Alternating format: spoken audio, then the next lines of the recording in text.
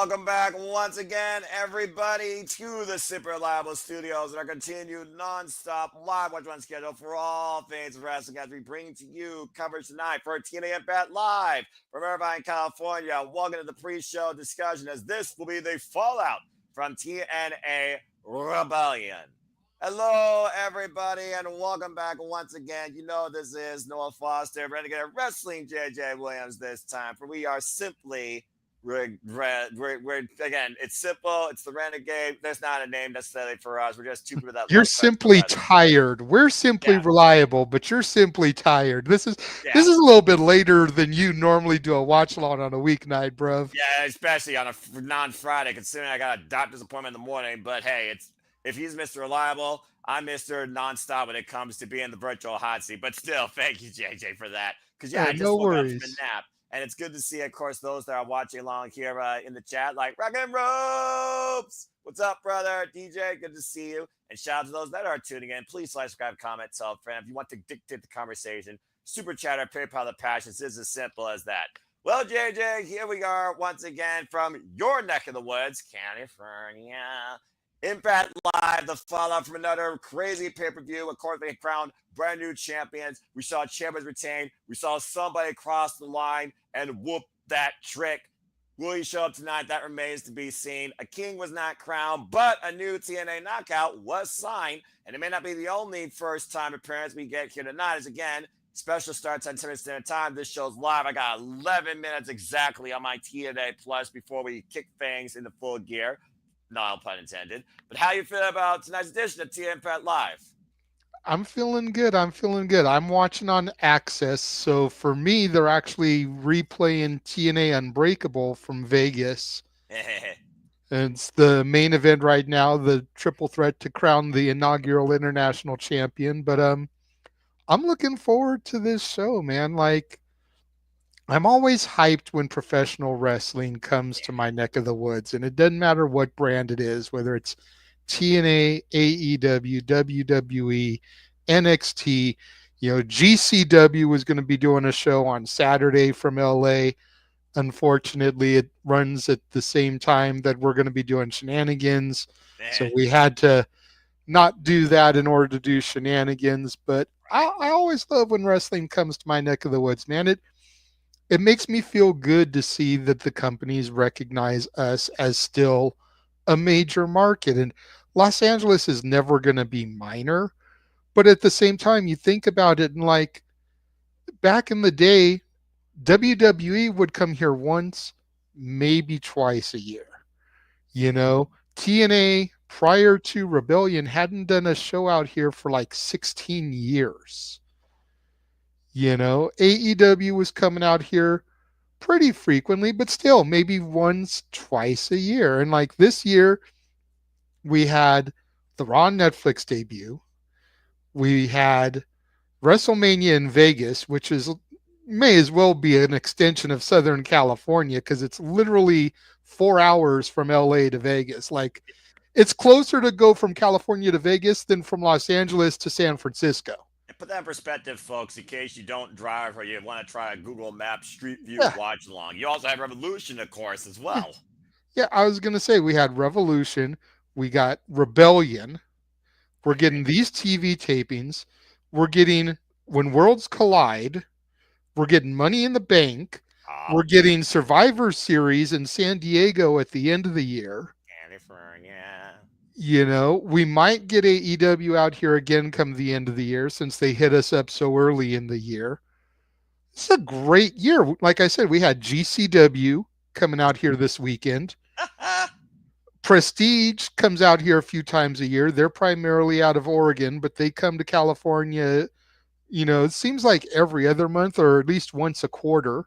Yeah, and of course you have NJPW America brand Yeah. resurgence, which of course, folks, we'll be Next covering. And week. California's yeah, right. California, So right before again, Mother's Day, by the way. California is a hotbed for wrestling as much as New York sometimes and the East Coast is. But it's a beautiful world we live in this business that is so flexible across the country versus just being seen so much more globally that It's a wonderful boom period I think we live in, and NXT has fairly proved that. And again, while we talk about all the comedies, all the wrestling, let's go ahead and talk a little bit about tonight. Of course, we know we got a championship match. We got an all-star six-man tag with new champions. We got a new knockout signed. And we also will hear from the person that you just mentioned that you're watching, Steve Macklin. So let's go ahead and bring people up to speed a little bit with Rebellion highlights before we maybe talk about what brings us here. For those that don't know, TNA Rebellion did just happen this past Sunday. Thank you for those that tune in to our watch along as Magali helped the Elegant Sisters hold on to the TNA Knockouts Tag Team Championships. Damn it. Maja Slamis did not smash Tessa. She broke her and forced her to tap out and is still the TNA Knockouts World Champion. Joe Hendry prevailed against the odds, even though that show's coming up. And Kazarian was not involved in the decision, but he did get even Page a standing ovation. But he still got whooped by a trick post-match, and we will see if fallout is to ensue regarding that as well as tonight, if not next week, Tuesday night. You can go follow, of course, this man's brand NXT for more on that. And also, as I said, we have new TNA Tag Team Champions as the Hardyz have been dethroned by the Nemeth. And of course, the Hardyz and the Nemeth, Joe Hendry Kazarian, will be involved in our six-man main event as far as major announcements go. A new knockout that's sure to be impressive is now part of the roster. We will hear from him tonight in the Hartwell. And of course, we also saw Mike Santana get the better of an entire political cabinet, as most America wish they could. And now he has a clear road back on his path of purpose. Why Steve Macklin's future is unclear, but probably going to be full of violence by design, as he is still the TNA National Champion, but was left choked out and embarrassed by the Norman Armory and Eric Young. So again, some interesting stuff we know on tap versus some stuff that we don't know regarding some other match fallouts, but a pretty unique balanced card. For those that are wondering why Zachary Wentz is challenging Moose, not only did Moose retain by literally a split-second spear in Ultimate X, and I thank the Lord Leon Slater is okay, because, damn, you're more crazy than Jeff Hardy. You're a young OG from the UK, but bruh, you got your whole entire career ahead of you. Slow down a little bit. Slow your roll, bruv. But yeah, I still need to go back and watch that. I've heard a lot of people criticizing that Swanton 450 that the entire field missed catching him on. Hey, they got him. He came out okay, and the rest of the field didn't work way through. I'm just glad he's okay, but everybody that I've seen talk about it, from Stevie Richards to Bully Ray to even Tommy Dreamer, is like they missed him. We're lucky that he came out good. Right? And it's like when AJ Francis, by reports, because again, I haven't seen it yet, but when AJ Francis did the best out of everybody else out there, and you still, to your credit, call him Flop Dollar. Damn right. That says a lot about AJ Francis, goddammit. Can we leave the man alone now?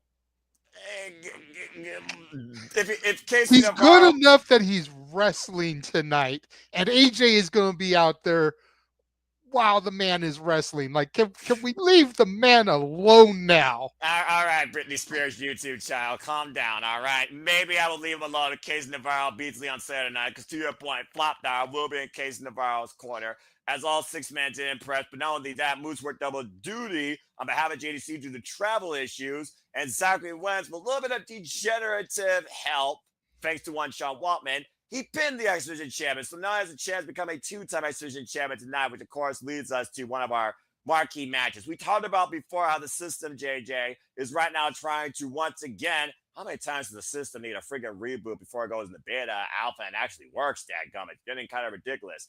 But yep, the face of the franchise moves to defend the X Division championship again tonight against that rascal Zachary Wentz. Now, we know they closed the book on Wes Lee and, of course, his pit bulls, but we also know the system battle is nonstop, and for all we know, he's still going to be coming in with compromised ribs. You think Moose can get it done again 2 times in the same week, considering this is not under fearful circumstances? Because, again, Moose, he proved that he does not like heights, but he has no problem grounding a person that's at his level. Yeah, I think Moose is just going to smash the shit out of Wentz here. I mean, you notice conspicuous by his absence in that image is Trey Miguel. Yep. You know, I'm a little bit surprised that Trey Miguel isn't there, you know, ringside with him. makes me wonder if Trey is 100% coming out of this past weekend. Well, you also know the system never travels alone either, so I do expect other parties from both sides. And we are still in California, so Sean Waltman could also be in the building too. I suspect this to not stay a pure one-on-one match, because when you face the system, you never face the system one-on-one, and you know that for a fact. You know they're going to be back for vengeance, considering Alicia Edwards got X-Factored by Sean Waltman. That might have been one of my favorite moments of the night. What was not one of my favorite moments of the night, though, was something that was far from elegant. Maggie Lee, damn it.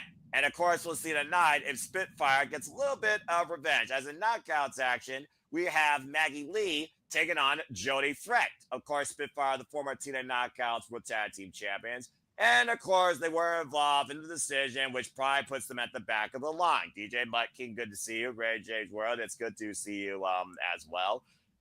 It's one of those things right now that Maggie Lee really stepped up to the plate. And you got to wonder if Ash and Heather and that Pee Wee Herman reject might welcome her into the entourage since she is officially signed to TNA. But at this point, if Spitfire doesn't get the win here, their fire might as well be extinguished. And you got to question if the team dynamic would still work. What do you think, JJ? I'm liking Maggie Lee's involvement with the Elegance brand. I know we crap on Ash quite a bit, dimeless Dana Brooke, as I like to call her. But I've been a fan of Heather since she joined the unit. I feel like some of these knockouts need something.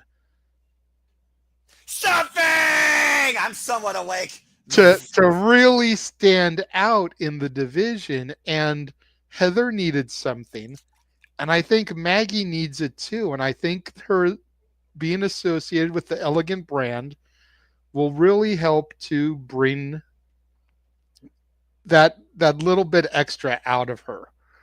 And then we can maybe transition to Heather and Maggie being the tag champs while Ash makes a run for the Knockouts title. Oh, Lord, Ash versus Masha again. I mean, they I'm just saying. That's fair. I mean, we did have a match of elegance, which is anything but elegant, with Ash and Masha, and of course, Masha won. And why Masha right now is not known for anything tonight, you know that both Masha and Tessa will likely be in the building. Tessa lugging to still have her arm. We do know that there is another knockout.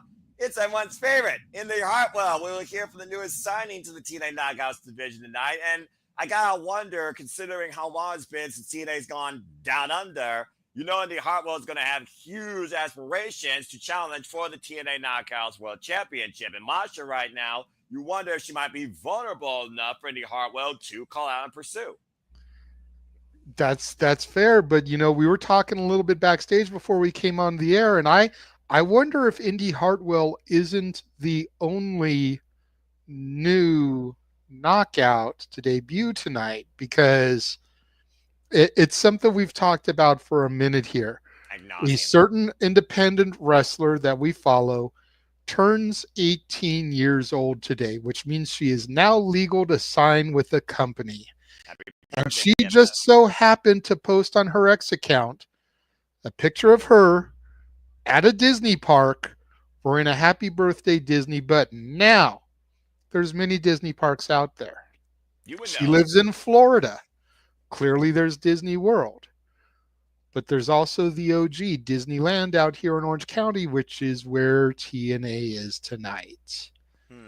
So the $1 million question is which Disney park is she at today? And could Izzy Moreno cross the line tonight? Yep.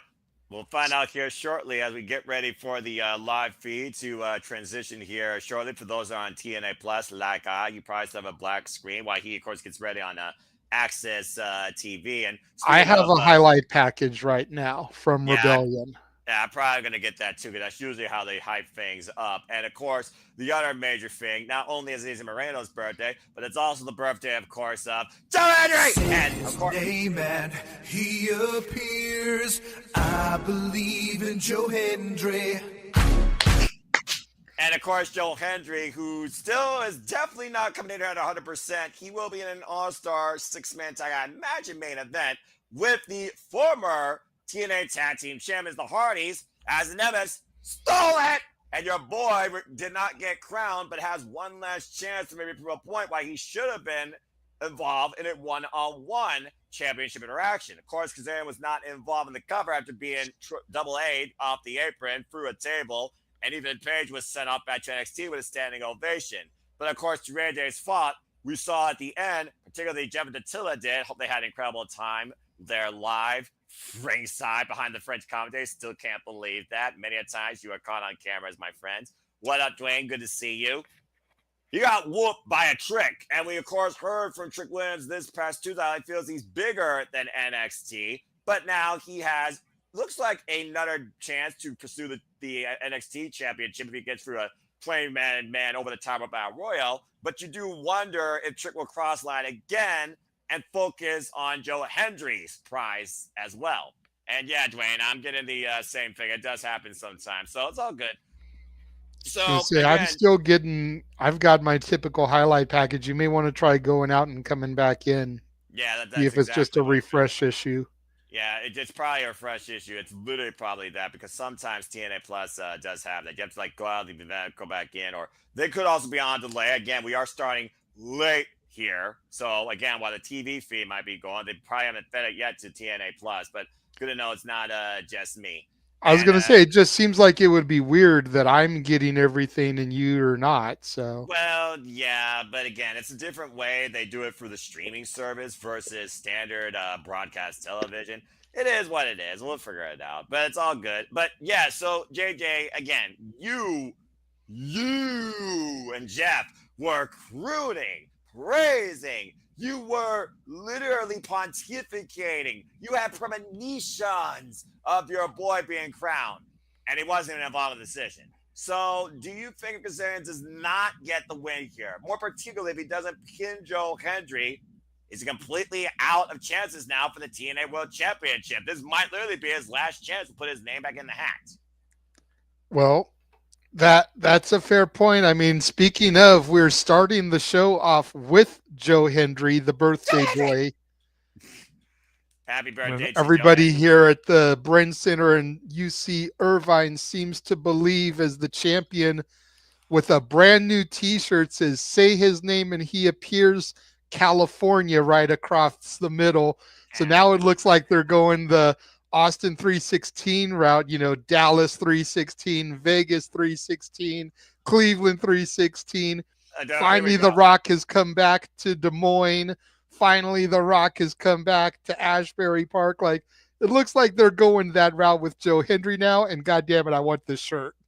How many shirts do you want, courtesy of Joe Hendry? He motivates the masses, as I decided to just do what you did. Thank you, Walter, for the sling. And I'm on Access TV. And of course, Joe Hendry, like I said, was able to successfully retain his TNA World Championship in the main event of Rebellion, defying the odds and sending Page back to NXT with a standing ovation, getting his win back against All Eagle last year from No Mercy. And it looks like we're going to hear from the champion first as we welcome you folks officially to TNA Impact Live. Let's hear from the man himself.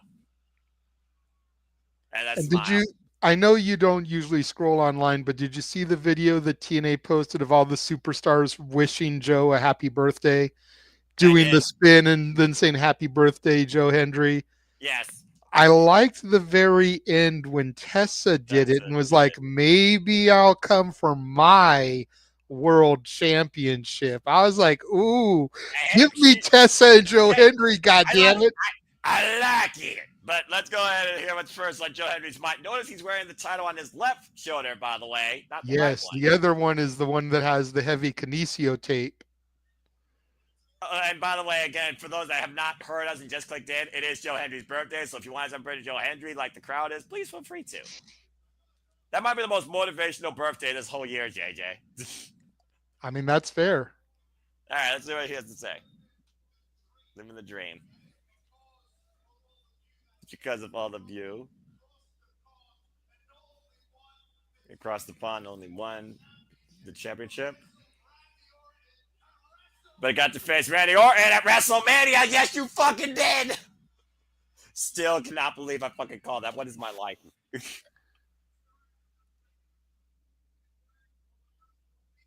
Unbreakable, WrestleMania. They went to NXT. overcame one of the biggest challenges of career rebellion. Two of the biggest rivals that he's had his entire career.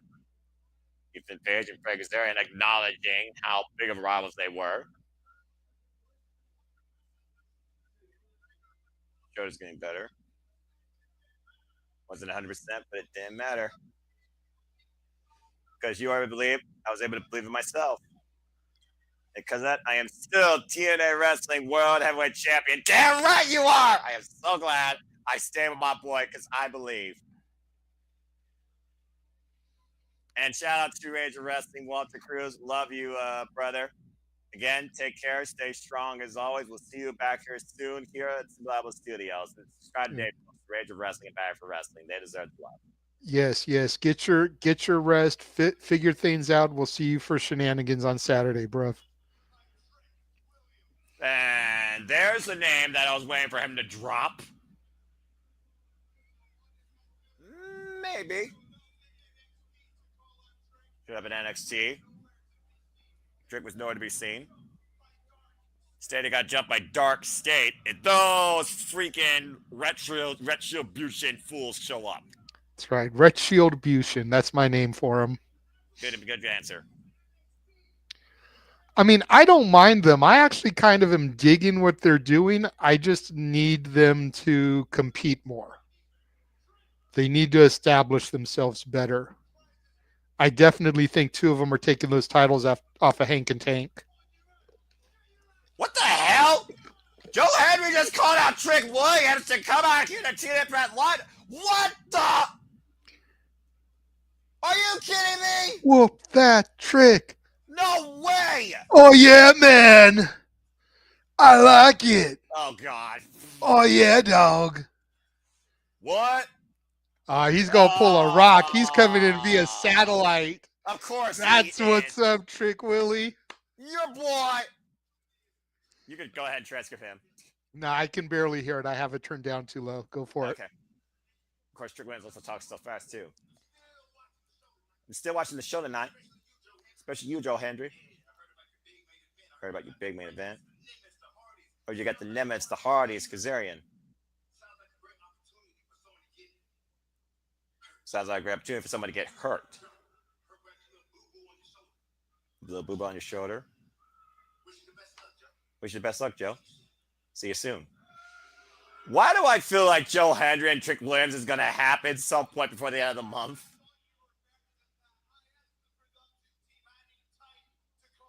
Any time to call Trick Williams? The truth is live. If you are too scared to face Joe Hendry, the show will continue. Because tonight, later on, we're going to have a huge main event. It's going to be the Nemeth and Frankie Kazarian. Boo. Accurate. Versus Joe Hendry. And the Hardyz. Well, a great opening statement by our still TNA World Champion celebrating his birthday, competing in the main event tonight of Impact Live as he looks to whoop that Trick sooner rather than later. And again, as we talked about, JJ, it will be Joe Hendry and the Hardyz in our main event against Kazarian and the Nemeth. Still so much more to come, though, here tonight, of course, as we are here extra late for who knows why, covering TNA Impact Live as we go backstage to the Rascals with Gia Miller.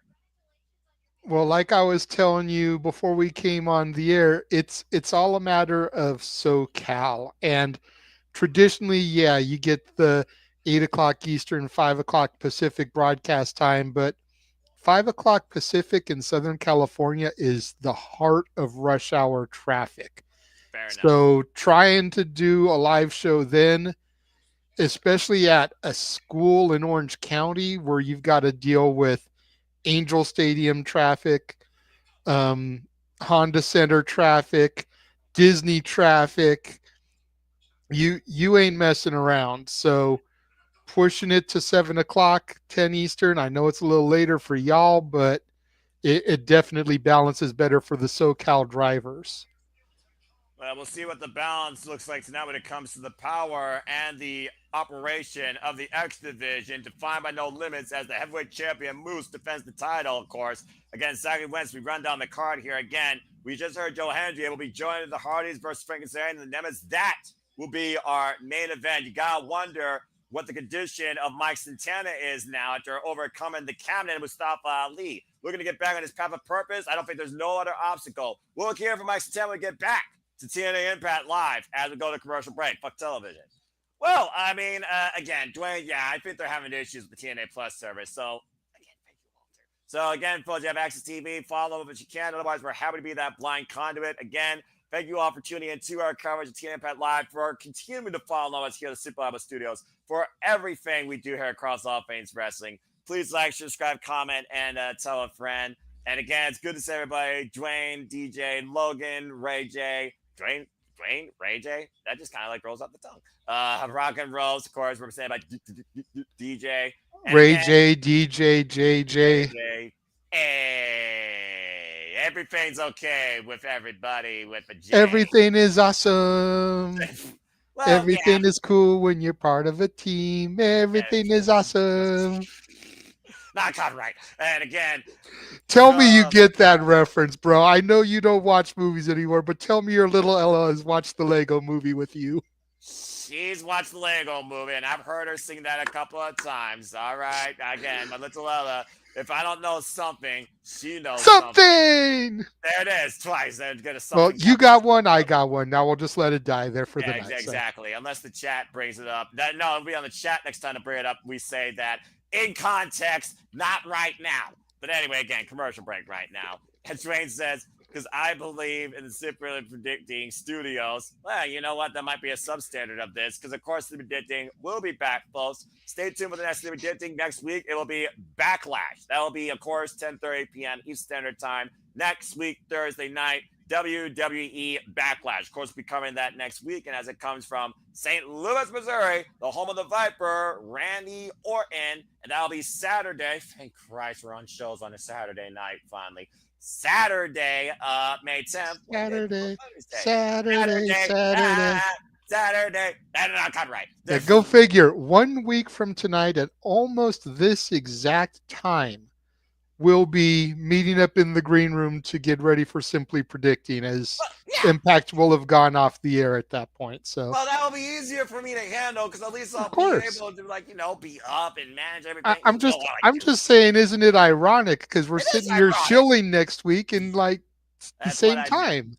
Well, that's what I do. I don't have to talk about 15 advertisers. I just have to promote and encourage my friends and my family that I love, just to enjoy wrestling and follow their content. Whether you follow Bag for Wrestling, Castellini Studios, Rage of Wrestling, the Jay Hebert side of things. And, of course, if people want to follow me at my simple brand, where most of my stuff pretty much is live and collab, you all are more than welcome to do that. And, of course, fellow friends and partners of course, us here, whether it's Big Baller G, Gino, Big Papa Gino, of course, the Cleveland Con Andrew say, to Noti Q, of course, Aaron Riff, who, of course, leads recaps and reviews, primarily WWE, Raw, and SmackDown, but he also does AEW Dynamite, or it's Wrestling Time with Tatsilla, of course, a friend and affiliate of the Super Alba Studios as well. I'm always going to, of course, promote and encourage my friends more than TV and corporate America, because, again, fuck television. Anyway, DJ Mutt King here with a thought. How about a match with Chauncey versus R-Truth in a You Can't See Me match where Cena is invisible? I mean, for all we know, the Cena that encouraged, ironically enough, R-Truth, for those that don't know, was previously involved in TNA as a quet. JJ, for all we know, R-Truth is not seeing the same John Cena that he looked up to as a role model. Yeah, no. I love that we got that little backstage interaction. I'm curious to see where it goes from there. Right. And again, we'll see soon enough if John Cena stops the timeline of professional wrestling as we know it, with his 27 dates remaining. So the final countdown to what we know WWE as is very much impending, unless someone shows enough ruthless aggression to beat this man by the end of the year. Unless someone else challenges the vision of the business on the Monday Night Raw side of things. More to come from that. And again, folks, to the predicting WWE Backlash next week, 10:30 p.m. Eastern Standard Time. It'll be me. It'll possibly be JJ. It'll possibly be Dwayne. It'll be possibly for other friends here of the Simply Predicting community. So please stay tuned. And stay tuned for Prediction League updates as well, following, of course, this week. Speaking of updates, you were just talking about Unbreakable. You just saw the damnedest barbed wire massacre match in TNA history, probably. Of course, me and DJ called that during WrestleMania week, and Vance Warner and Sami Callihan did not leave that match unscathed. It's probably the damnedest one, to your point, I've seen in TNA history, but the match that I saw during Joey Janela Spring Break with Joey Janela and Sabu, I think was just a little bit worse. And Vance Warner's match that night was a little bit worse as well. But it wasn't a barbed wire massacre match, so. Go backstage to Sentima Rella, the Directa Forti with Sami Khan, who is somehow still standing. That's son of a gun. Oh, shit. Manson SDL in the building. Yep, they just came into my window. I mean, I think I'd rather be SDL than STD, but that's a whole other story. I'll leave that alone.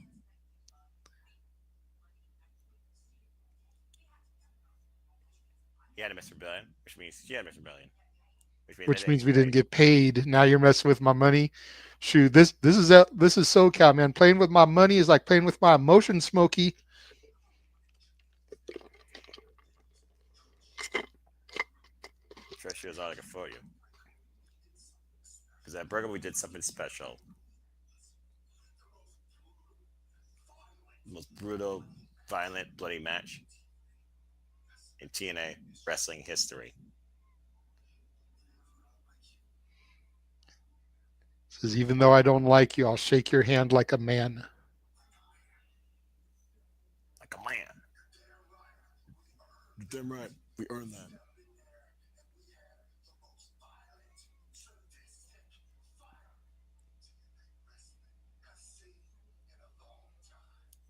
Damn right you did.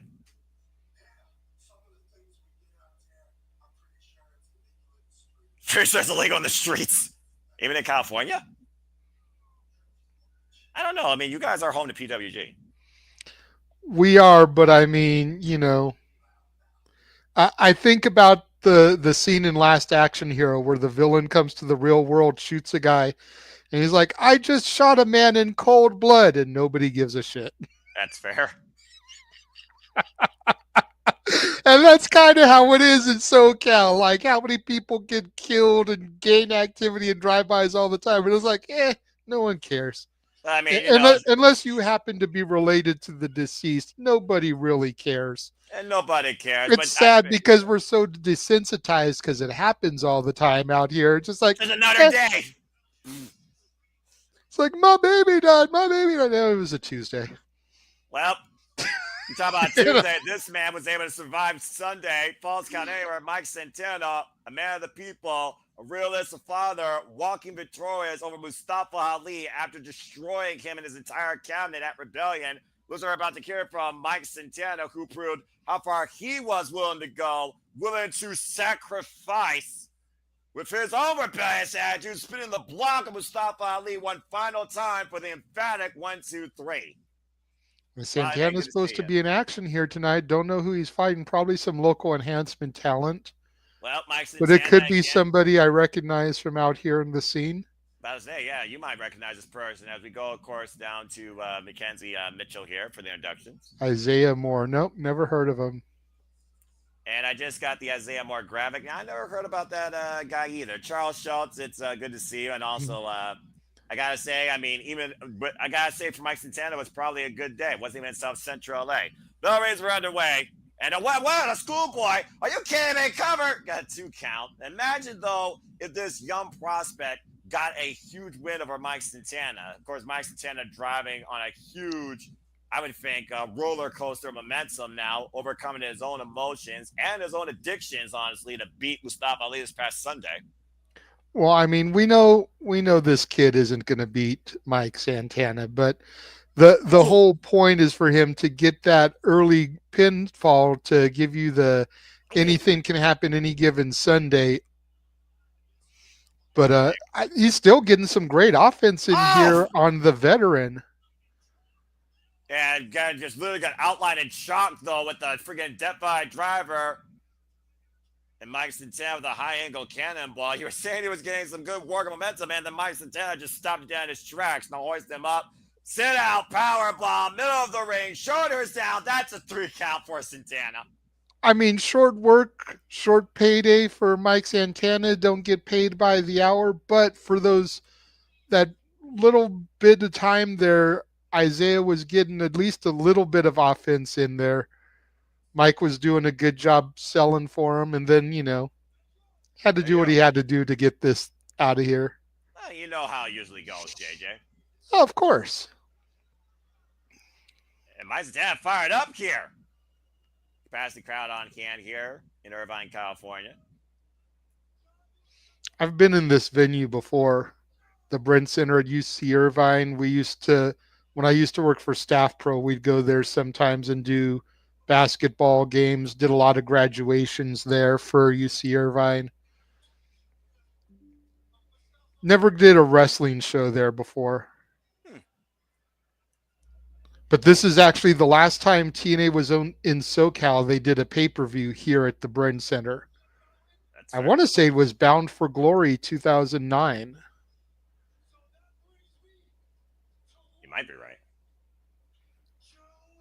I'm not. Don't quote me on that. Don't quote me on that, but I'm pretty sure that's what it was. Fair enough. Why Mike Santana just said his name. But he didn't appear. False advertising. And this is SoCal, man. There's lawyers. There's almost as many lawyers on every block as there is a gas station or a liquor store. Lawyers are everywhere trying to chase shit. So that could be a false advertising lawsuit for Santana. He said his name. He didn't appear. Well, next week he could end up owning TNA Wrestling. About to say, we'll see soon enough who owns TNA in the near future, as Mike Santana has called out the champion. Once again, looking only forward to his path of purpose. Mike Santana wants Joe Hendry and wants that TNA World Championship. Well, let's not forget their next major event, Slammiversary, will be in Santana's home of New York City. So if there was ever an opportunity for Santana to go after the champ, you would think they'd build to that story just like they built for Kazarian in SoCal. Yeah, well, again, we still have to get through all against all odds and Under Siege. Of course, we have Matthew Waywon and Tom Hannigan, the TNA correspondents, of course, commentary team. Talking about Ampha Sports and Entertainment and Invicta Fighting Championships, of course, a partner here with Access TV. Invicta, the all-female MMA fighting league. There you see, of course, Bennett, Rubin, I believe that is Leonard, and Nashimber. And, of course, you can find out more about Invicta FC62 via CBS Sports Network. And it'll be coming from the Lex in Kansas City, May 16th. I watched a little bit of that. There's some good stuff there. Of course, we talk about Rebellion, talking about, hard-hitting action. It was after that unique match with Eric Young that was more cerebral than physical, JJ, that the Northern Army got the last statement in on the still TNA International Champion. It's so hard for me to call them the Northern Armory. I'm used to calling them Sinner and Saint. Yeah, right? I've seen them so much on the indies where they wrestle as Sinner and Saint, or in their trios as the Sovereign. So it feels so weird calling them the Northern Armory. Like, I guess when they all come out as a trio, it's one thing, but if they just hit the ring on their own, it's Sinner and Saint. Well, here's a man that always hits the ring on his own. More than ever, one-man army front toward enemy. Bulletproof, still TNA International Champion, Steve Macklin. Gotta say, I like that light blue leather on that belt, too. Of course, Steve Macklin, you just literally watched Unbreakable. You saw the way Steve Macklin was able to win this championship. And, of course, this past Sunday, we saw him successfully retain in his first defense of that championship. Speaking of Sinner and Saint, here comes Travis Williams and Judas Icarus. Say their names, and they appear. Literally a blind shot attack on the champion again by these two. And there's Eric Young. of Eric Young. I haven't seen him yet. There he is, to your point. Sorry, I'm a little bit ahead of you, and I can't pause it because it's access. Yeah, So. don't worry, dude. We're freaking fine, all right? We're talking and we're just analyzing, and Access TV is really weird, so I get it. I mean, heck, I think Charles and Dwayne are dealing just now with the TNA Plus feed, and it's starting from the beginning, so that's how far the TNA Plus feed might be on delay, as Eric Young is whipping Macklin's back with that steel chain. I guess Eric Young did not appreciate Macklin saying no to his offer to join him. Well, I mean, who would be happy at that? You got a guy that you respect, you think you're friends with, offer him the keys to the kingdom that you're trying to take over and do here in the company. He tells you no. You think you're going to be happy with that? No. Well, Screw you, bro. I'm going to go after you. I'm going to hunt you, and I'm going to make you regret your decision. And that's what's going through Eric Young's mind right now. Well, and he's got his pit bull, Sinner and Saint, out there with him to help. Well, the fact of the matter is, I think Steve Macklin knew that being with Eric Young in this case would not make him an equal. It would just make him literally another servant, another soldier in Eric Young's army. And we already know Macklin served one general previously, a former serviceman of our country, looking to stand on his own. This is not the same man he literally went to war against and earned respect with last year at Victory Road. Oh, no. And again, very similar looking position here. Once again, Sinner and Saint and Eric Young hooking Steve Macklin along the apron, along the ropes. They're looking to crucify him. Look at the way they got his arms wrapped up there around the posts there, the ropes, Noah. Yeah, and look at the way that chain is wrapped around his arms, and literally, once again, Macklin in a torture chamber, courtesy of Eric Young Northern Armory. Now security trying to break these men up, trying to free Steve Macklin from this chaos again. Good grief. Yeah, Eric Young with the championship in the air now. A man that's won every title in this company's history, who's lived and died 6 times over, clearly wants to take what Steve Macklin has left, and that is that international championship. And Macklin's going to need some serious help after that. Looks like he got cut open by his left eye, too. Icarus headbutting his own partner, getting fired up. This is clearly how deranged Eric Young has made Sinner and Saints. Well, to be fair, man, they were deranged before. I see big things for Icarus and Williams, man. Whether they're part of EY's vision or they eventually branch out of their own, I like them as much as I enjoy the good hands, now the great hands. I think they've got a bright future as a tandem. I see TNA World Tag Team Championships in their future. I really am digging this duo of Sinner or Saint, no matter where I see them, whether it's Prestige Wrestling, House of Glory, where they had a fucking banger last week. Maple Leaf Pro Wrestling, of course, owned by Scott D'Amore.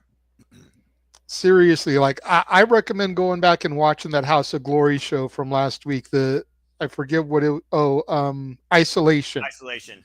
They had a banger of a tag match to the point where them and the team they fought are going to run it back in the not so distant future.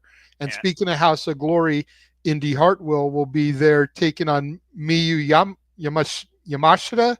Very good. Miyu Yamashita, yeah. I had to remember how they pronounced it last night on Dynamite because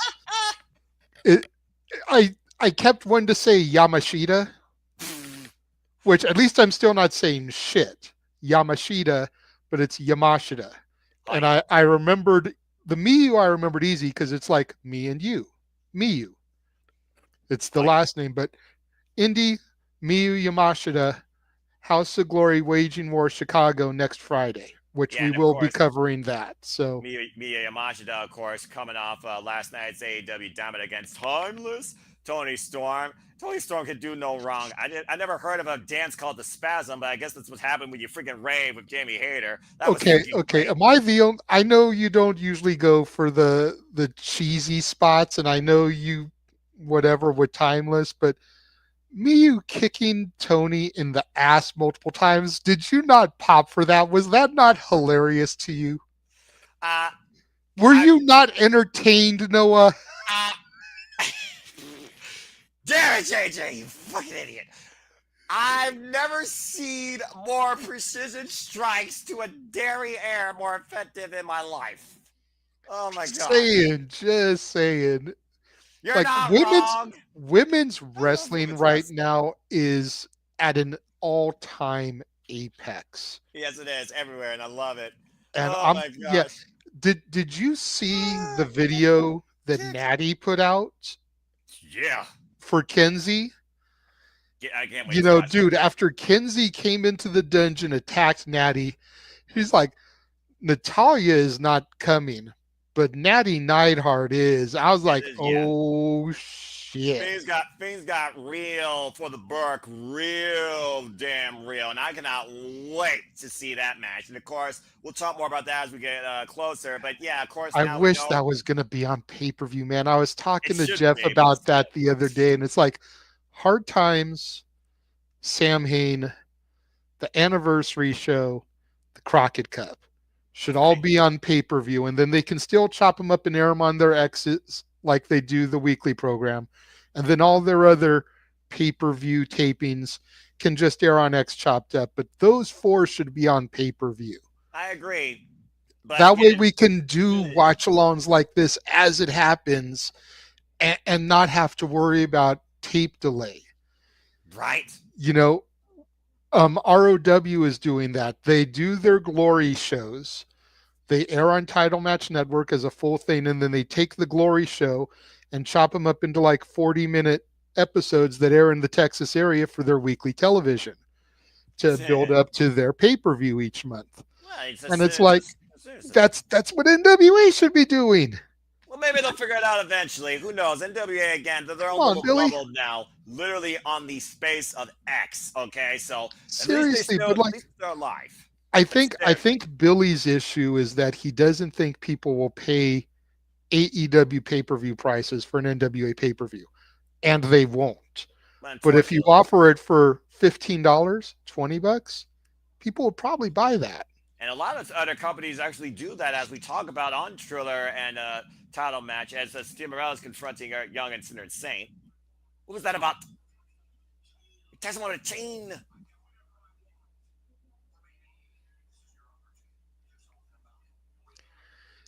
You know who Icarus reminds me of? Ooh. Oh, Davey Richards. oh my goodness, Macklin's fired up. Davey Richards. Yeah, One Piece. Tell you what. Chance it again. Next week. This is the last. Hey, you can only hope that's the last. Chaos continuing to ensue here on TNA Impact. Chaos being literally the word of the week for the wrestling business, being perfectly honest. Well, from the TNA International Championship, JD, to the very title that you hold the very first edition of, let's talk about the TNA Division Championship. Again, Leon Slater, he grabbed the title, but split second margin of timing, do or die pass or fail. The spear wiped out Leon Slater before both feet hit the floor. Watch the replay. I don't know, man. It looked like his feet hit. Boom, then the spear. Again, referee's discretion there. You see one foot, and it did look like both feet hit, but they still rode Moose as the winner as he grabbed the title. Just watch again. It's really hard to look at the angle. I don't know, bro. Like even when they just slowed it up there, I saw the 2 feet hit, then the spear connect. Leon Slater should be the champion, and that's not me hating on the system. No. That's me actually seeing it for the first time, slow-mo, rewind, everything. Leon Slater should be champ. Well, let's go ahead and talk about the S Fighters regarding the S Championship match we have on tap tonight. Moose was able to retain regardless. Referee's decision, as you know, is final in controversy. But Wentz did pin Moose when he was running double duty in that 6-man tag at Rebellion. And this, of course, will be Zachary Wentz's contractually obligated rematch, actually, from Victory Road. It looks like we're getting ready for that right now. Smoke up if you got him. Here comes the rascal. And you were talking about Trey Miguel. We saw him earlier with GM Miller and with his boy. It looks like he's escorting his boy to the ring. He all fired up here. Oh, yeah. I don't believe that Zachary Wentz has not had his one-on-one contractually obligated rematch since losing the title. And That's a fair point I didn't think about. Of course, like Wentz, not only did he win the championship in Ultimate X for the first time ever, he lost that 50 last year against now All Elite Speedball Mike Bailey, who of course lost it to Moose. And Moose has been the champion since. And speaking of six-man tag, there you see that X Factor counter to the spear. Perfect timing by Wentz as he was able to hit the UFO springboard cutter, pin Moose to get this one-on-one rematch tonight. Should be a banner, man. I'm looking forward to this. I've really become a fan of the Rascals. I remember when I first started watching TNA again, I wasn't a fan of Trey Miguel. But then once Zachary Wentz came back in the picture and the Rascals started taking off, I came over. I've really enjoyed them as a team more than I enjoy Trey as a singles. Well, Trey hasn't been involved in singles action since literally losing the X Division Championship. He's been alongside his boy ever since, and Ace Austin and him have developed a mutual respect and have gone to bat for them.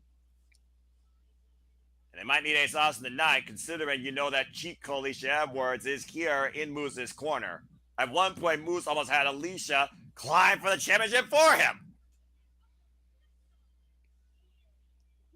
And Brian Myers also in tow. And of course, Brian Myers has to feel extremely dejected, also being on the losing end last night. The system in full force here. Of course, we heard that exclusive interview by Moose as well, where he says you should always trust the system, despite the fact that Zachary Wentz got the better of the face of the franchise. I like the shirt he's got. I like that. I'm about to say. Reference to the OG Ludacris song. Instead of move, bitch, get out the way, it's moose, bitch, get out the way. You need to get out of the way if you're going to get the other end of that spear. Yeah, exactly. That's why I like it so much. It's like not only do I get the reference, but it totally makes sense with his spear because I ain't trying to get cut in half. I think the only person I want running at me like that is like Rhea Ripley, Bianca Belair, Jade Cargill. Anyway, X Division Championship on the line as we focus. Mina Shirakawa. Of No Limits. Yay, Mina. Mina makes me happy. Of course, Mina was in action on Ring of Honor as she soon will be All Elite and will be challenging for the International Women's Championship next weekend at Resurgence against Mercedes Moné and Asume. Asume, after an incredible effort against Starlight Kid for the Wonder Storm Championship, losing Battle at All-Star Queendom, and that match might end up in my top 20. Bell rings are underway here, and of course, Championship Killer James hands via pinfall submission inside the ring. A title defined by No Limits. Moose, one of the very few heavyweights to hold this championship in this title's leniency. That finish chop there, of course, first defined by. Can you explain something to me, Noah? Sure. How do you sign Mina Shirakawa to an official contract and your first time using her is on Ring of Honor? Well, which is something that not everybody watches. No disrespect, because not everybody has Honor Club. Why don't you debut her on an episode of Dynamite or even an episode of Collision? Because Ring of Honor? I think, JJ, in context, she is not officially All Elite yet. And she also according to her own social media page, she did sign the deal.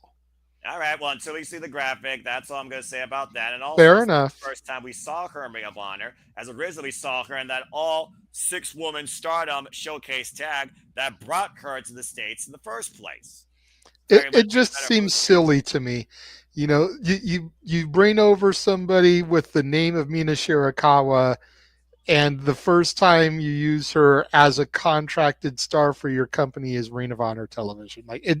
I'm trying to make it make sense in my head, but much like, you say about WWE sometimes, and finding logic, professional wrestling doesn't always work. So I'm not going to rack my head. Yeah, I'm about to say, I'm just going to give you some simple wisdom like I gave Ash. Don't question wrestling if you simply enjoy who you're watching, because I could rat all day about WWE feeling more like reality TV versus wrestling, and the speed title being more non-existent than Ring of Honor, but that's a whole different conversation. Hey, Ruka 2 belts over here. Ruka 2 belts. First speed champion to be a double champion. And put some respect on that right there. I put some respect on Soruka. I put way little respect on a title named after a movie where if you were 50 miles per hour or less, you blew up. Anyway, as we got a Hey, that commercial was a break good here from movie. television. It was a good The movie. the the sequel was hot garbage, but the original was dope. Well, most sequels are hot garbage, for being perfectly honest. And what's original No, anymore? me and Walter did a whole top 10 about sequels better than the original. Go to the archives, Rage of Cheap Wrestling, plug.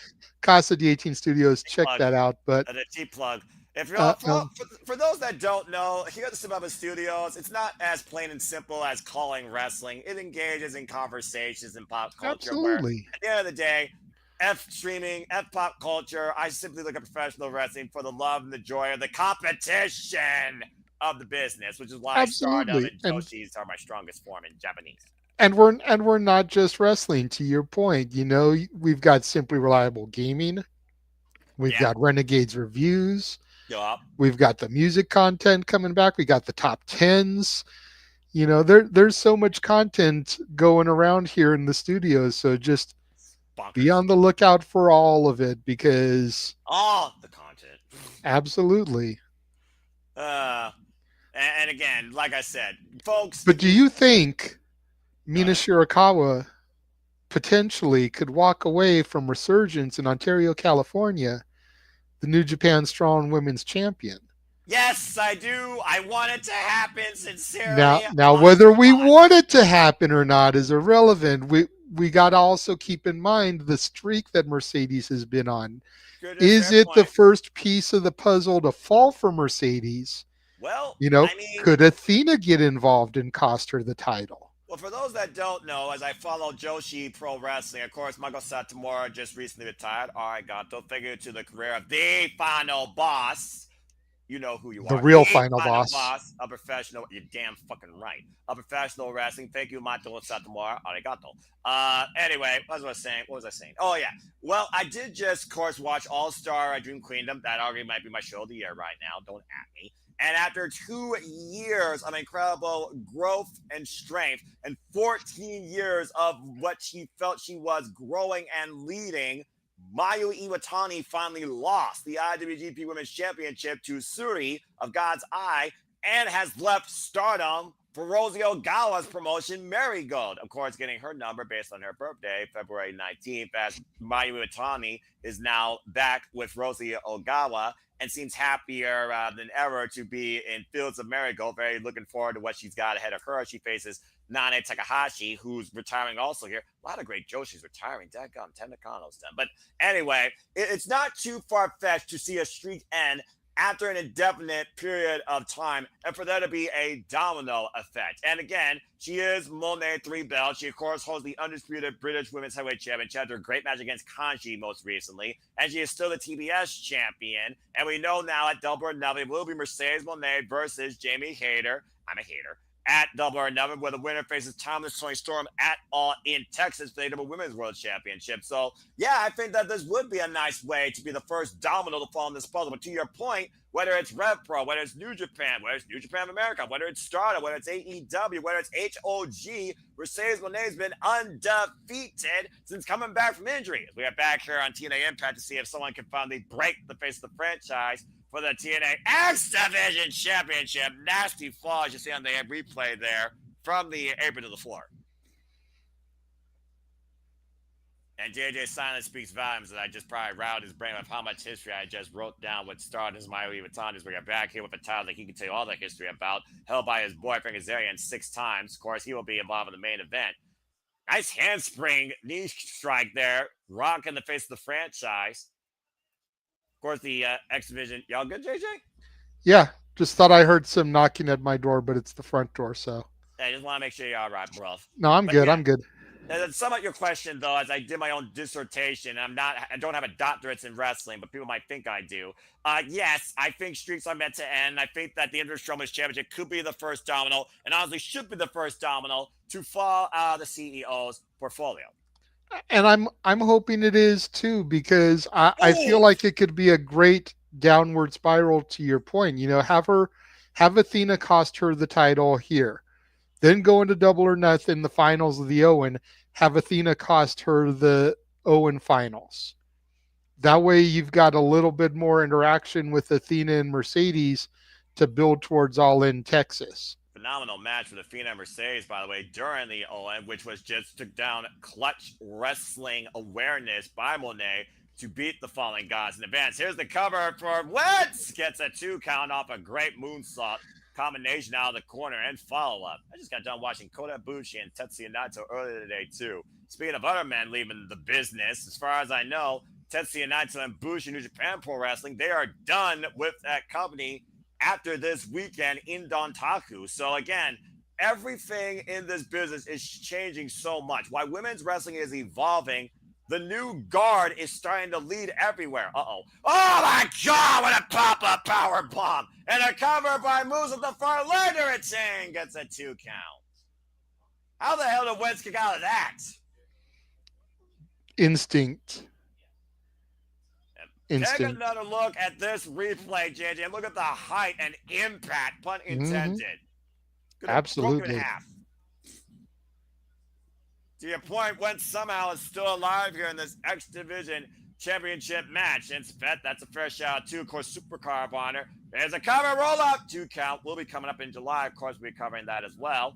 And Moose trying to hook up Wentz, and Wentz able to escape. A roll through, shoulders down, 2 count.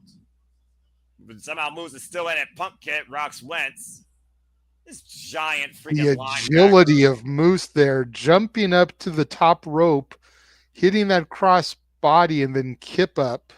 Again, JJ, he's a complete athlete. It's ridiculous.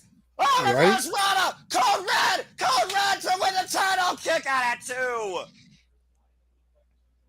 What the hell? Whew. Look at that again. Jesus. Yeah, I'm about to say people, you look at Moose and you don't think he should be able to do shit like that, but it just goes to show the agility and the athleticism of the big dude. And then Zachary Wentz turning it into a Code Red Pop Rocks, getting the near fall there after that sheer athleticism by the champion. We talked about before, JJ, how the X Division is the cornerstone of this company. Oh, drop Toho face first in the second turnbuckle. Actually, I think he just put him up out of the tights. The division defined by no limits. Literally anybody in TNA history has defined this championship. Oh, and Wentz combos with an X Factor again off the spear. Zachary Wentz going to the top. Could this be the moment? Spiral tap, phenomenal, the cover, we know! Oh! Shout out to the phenomenal AJ Styles, the first ever X Division champion. Shout out to Rey Mysterio, apparently they're in the front row too. About a sec. And once again, looking for that cutter. Moose able to counter, though. Now, Alicia grabbing the ankle of Wentz. Outside of his vision. Oh, and a spear! Colossal spear. Lights out. Cover. Moose retains. And like I said, JJ, that frickin' cheat code. Once again, the system works. Hey.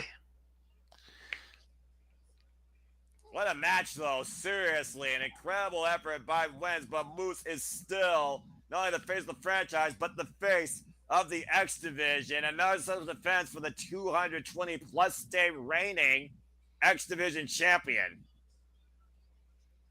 But I still think Leon Slater, to your point, has a legitimate claim to get a one-on-one match as well. Still incredible action, though. Still to come tonight, our incredible all-star six-man tag main event.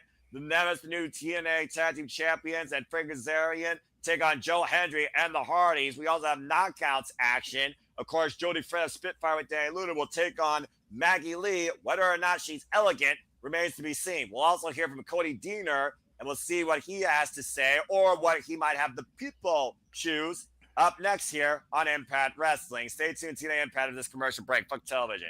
First off, phenomenal effort by Wentz, though, and again, the X Division. They always not only set the pace, they steal the night, JJ. Absolutely. It's what attracted me to TNA was the X Division. Same. My gosh, that was incredible. It's Great just like Brazilian. WCW. It was the cruiserweights that attracted me to WCW. And the thing is, I didn't grow up necessarily with WCW, but of course, thanks to the network, I did follow quite a degree with them. And of course, being a fan of 205 Live matters, 205 Live wrestlers, cruiserweights, junior heavyweights, whatever you want to call the class, they matter. Damn it. Of course, I'm very well aware of the legacy of the cruiserweight division and showcasing thereof in WCW. Hell, we called some of the best matches from there, including but not limited to Chris freaking Jericho and Eddie Guerrero. Yep. Anyway, Charles, don't start. We're not trying to do gimmicks here, but we are back on TV. So that's more of a Walter thing to do. Yeah, about to say. And shout out to Walter Cruz. Love you, brother. Please follow him, folks. Show him some love. Subscribe, share, repeat. Subscribe, share, repeat.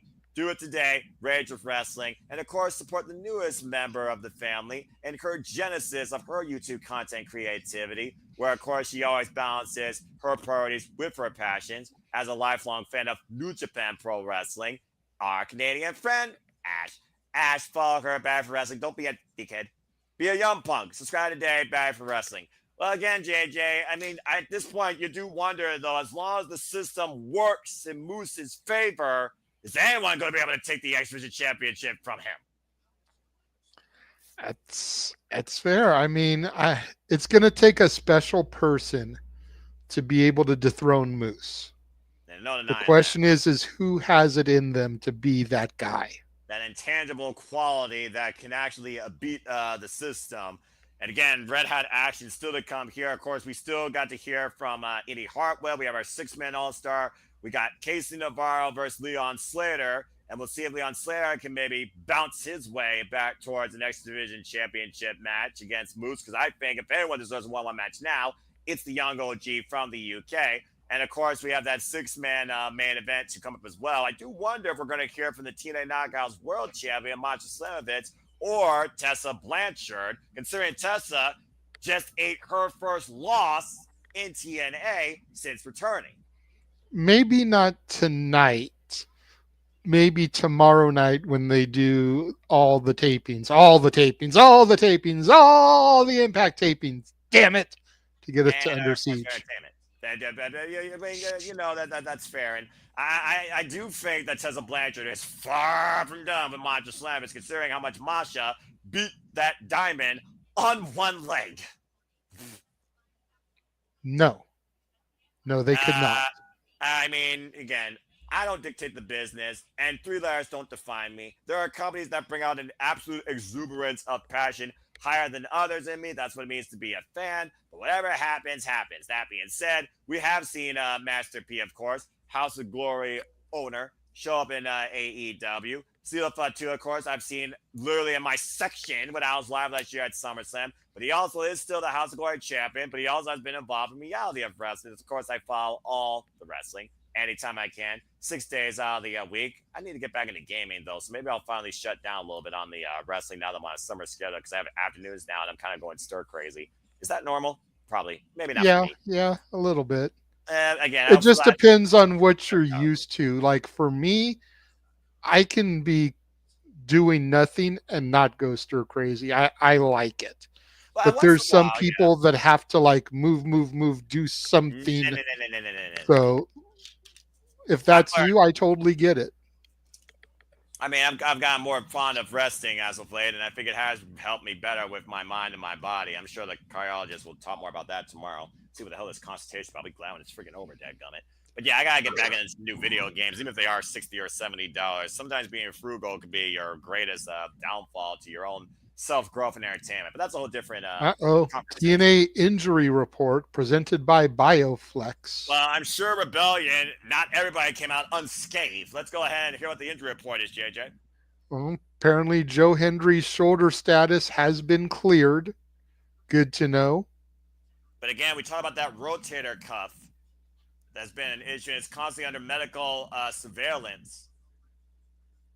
And of course, we saw what happened this past Tuesday on NXT when Dark State assaulted the champion. Probably didn't help that shoulder in any matter. Leon Slater somehow, some way had no injury coming off of that Swanton 450, so he is cleared. I guess he passed concussion protocols. I'm about to say, Mustafa Ali has some minor bruising after his bout with Mike Santana, but he has been cleared for action as well. I'm about to say, how much bruising was done to that lower spine more than anything else? Tables, stairs, chairs, oh my. However, Tasha Steelz did suffer an upper body injury after being put through that table by Santana, and she is out of action for now.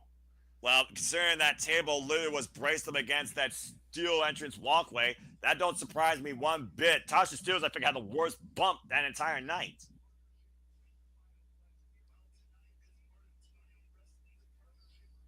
We got the TNA Bioflex recovery room, and we're seeing, looks like Trey Miguel there going under something. And of course, talking about that intense recovery time there, the best recovery train in the business, TNA partnered with Bioflex, the strongest in relief from recovery efforts that you can get here in the world of sports, it looks like. We go backstage, GM Miller. Mustafa Ali, along with his great hands. Yeah, Jason Hotch, John Schuyler. About to say, Mustafa Ali dejected and defeated.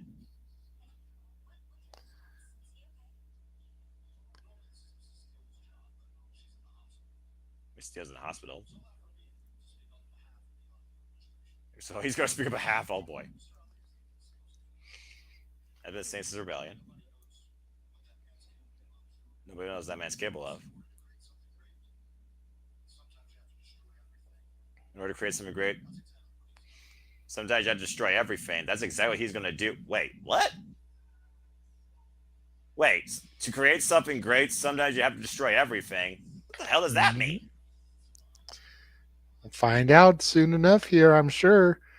But as for now, Cody Deaner coming to the ring. The people have spoken. The people's choice. That includes the choice of the Super Reliable Studios. No, I don't. He's not my choice. I'm about to say, you don't believe that you have a choice in what Cody Deaner does? No, I don't buy it. I don't trust the system. Cody Deaner is not my choice. You have to remember, how long did it take for me to believe in Joe Hendry? Damn it, Cody Deaner is going to have to sell me. All right. Tonight, midnight. His contract with TNA is set to expire? Oh. Thanks to Team Avella for the opportunity to come. Man, the hell? Well, this is interesting. I had no idea.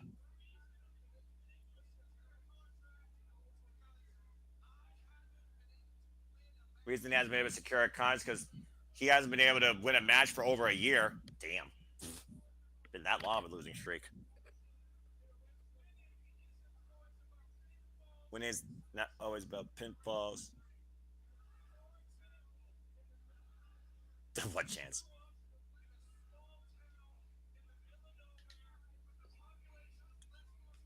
Grew up in a small town with a population of just 200 people and a family of 5. He wanted enough more than to be a professional wrestler. So this might be literally his last choice that he gets. Mm-hmm. For those that are wondering what's happening, Cody Deaner is in the ring with a microphone, and literally, unless something changes tonight, his contract expires at midnight. It has not been renewed. So this might be the last time we see Cody Deaner in TNA.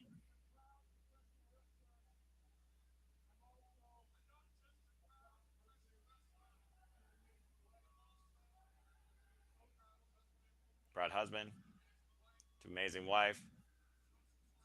Does he have kids? He's a proud father. To 4 amazing children. God bless you. I respect anybody that leads a younger generation. Or at least try to in this world that lacks discipline and direction. Don't get me started on that shit. That's a whole different conversation nobody wants to hear. Especially for somebody that's a single, simple man. For life.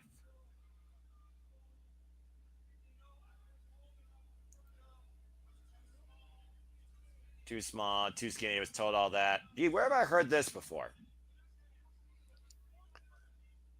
Nobody I gave it. love the fans, but the what chats are taking me out of this moment. Yeah. Well, again, I talked about children lacking discipline, direction, and maturity. The wrestling community might be more than less of that. Although now they actually make sense because he talked about, again, one company gave me a chance, that is TNA, and this is one chain I will always support, TNA.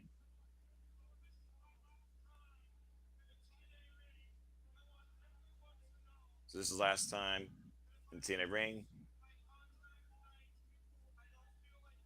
He doesn't feel like a loser if he doesn't get his contract renewed tonight.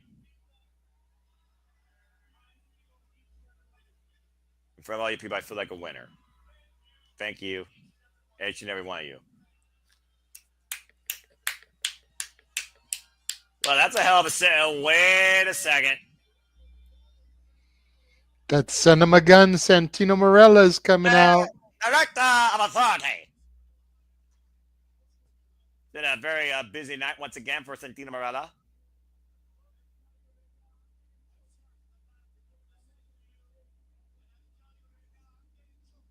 Getting choked up. He's been speaking to the board of directors. He's not authorized to personally renew his contract. But what I can do is provide an extension to Under Siege.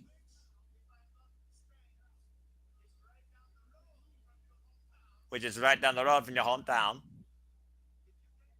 You can beat Edwards. Former TNA champion. Hey, I mean, it sounds like a fun match. But I say, let the people choose this match. You want to see Cody TNA versus Edwards?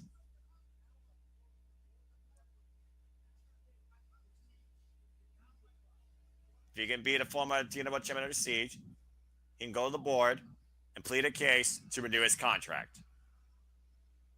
So it looks like we've got our first match for Under Siege here. Wait a minute. What the hell? What? JJ, that's... Are you going to say his name or should I? That's Robert Stone. What the hell's he doing here?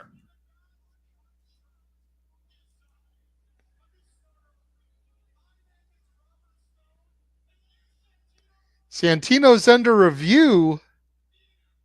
What?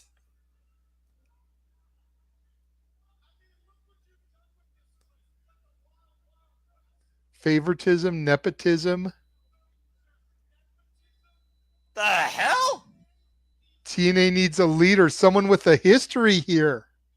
Oh, no.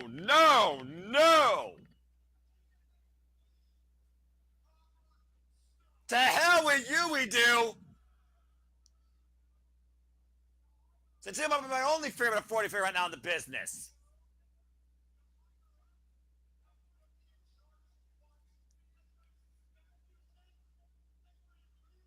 You've got to be kidding me. You make one mistake and I'll be reporting it. What the hell?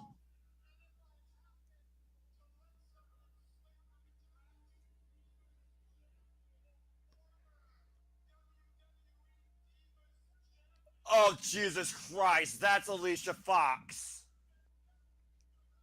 Mm-hmm.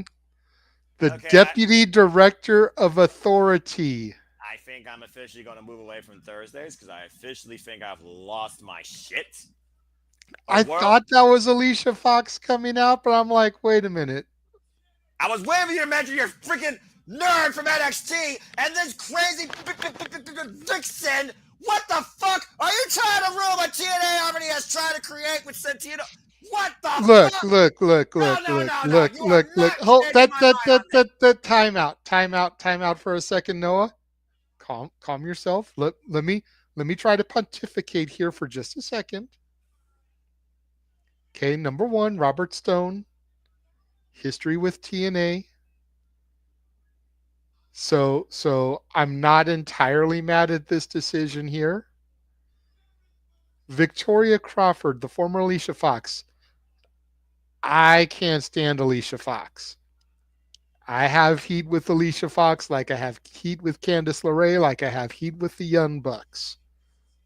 But, and I think you can attest to this better than anybody, look at me, look at the camera, look at the people. TNA is where knockouts go to get reborn. Is it not? Is it not? It is, but why the fuck? So I'm willing to give her a chance and see what happens with her. Speaking of knockouts, coming up next, I try and cool down, and I'm still going to say, fuck off those two trying to ruin TNA when they already lost Gail Kim. And if we lose Santino, you best believe I'm boycotting this company. Maggie Lee goes one-on-one with Jody Fret next. They Luda in Spitfire's corner as TNA Impact Live rolls on Fuck Television. What the fuck is this former Jersey Shore ripoff, cast-off, and that fucking crazy-ass vixen doing here in TNA Wrestling when they don't even work here? The fuck's happening? I am not going to be with good blood pressure come tomorrow morning with my cardiologist, I think, at this point. That's why I'm trying to get you to calm down, bro. It's like, breathe. You're already going to the cardiologist in the morning, and now you're getting yourself even more fired up. YOLO. I've lived a good life. I know you don't smoke weed. I know this, but you might want to take a hit of something to calm your nerves, bro. Fine right now. So all I know is that Tell you what. Noah, look in the camera. None of that happened. Talk to the fans. I'm going to run to the bathroom for real quick during the commercial break.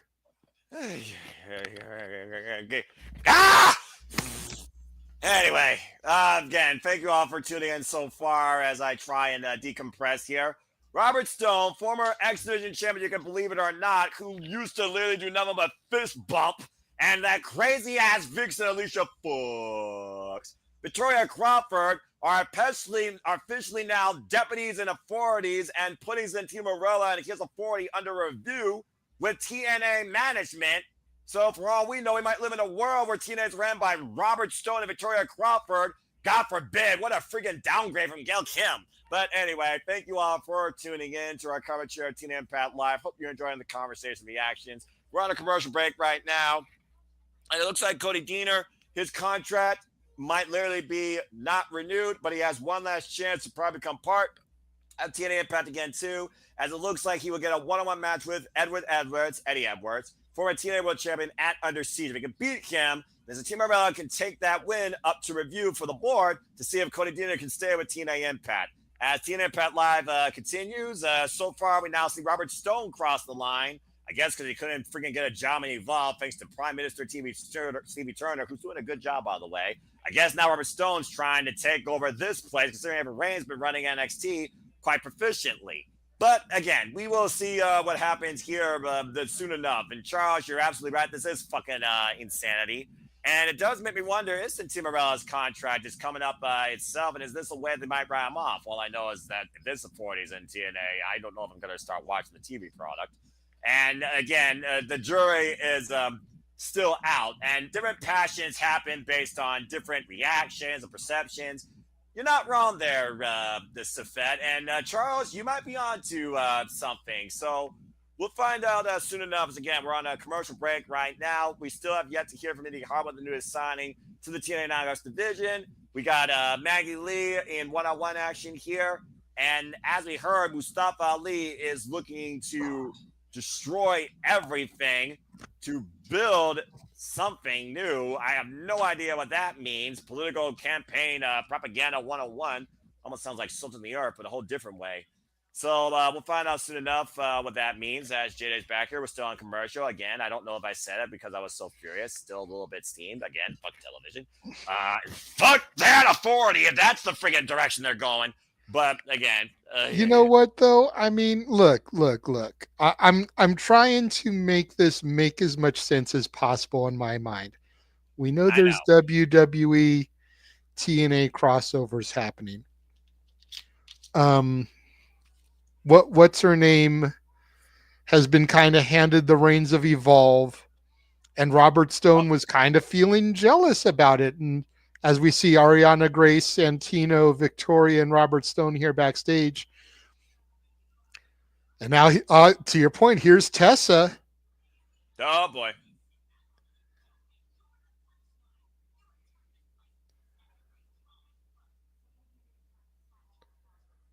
Of course, there's a Blanchard right now blaming Santino about the fact she couldn't beat Masha. She's lucky she still has her arm.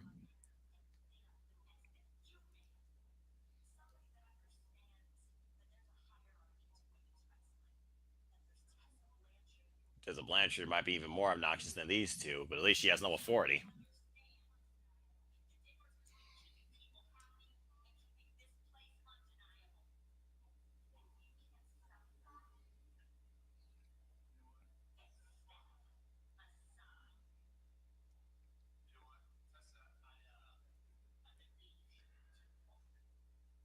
Could Robert Stone be trying to negotiate something to have Tessa cross the line here? You know what? As long as they're not on TNA, be my guest. Well, to the point I was making, Stevie Turner is now been put in charge of Evolve by Ava Raine. Robert Stone was kind of jealous at all that. So maybe the whole compromise was having Robert Stone cross the line back up. Oh, Chris Van Vliet's in the house. Having Robert Stone cross the line back over to TNA so they can have, their NXT involvement in all the other cookie jars, the NXT, TNA, Evolve. Booker T does LFG.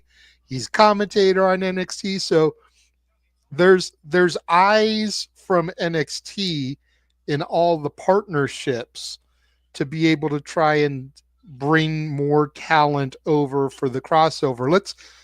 I know right now it's hard to, but let's try to look at this as a positive, because with Robert Stone having been a TNA competitor, I believe he was an X Division champion at one point. Unfortunately.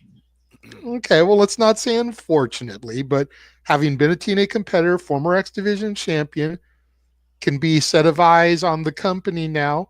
Ariana Grace been doing great work with the women, bringing all her BFFs over to cross the line. This could be a very big positive. And as far as Victoria Crawford goes, the former Alicia Fox, having her over here could help rebuild her career for another run in WWE, whether it's at the NXT level or on the main roster level. Let's try to go into it open eyes, open mind, just like I've tried to tell you as far as AJ Francis goes.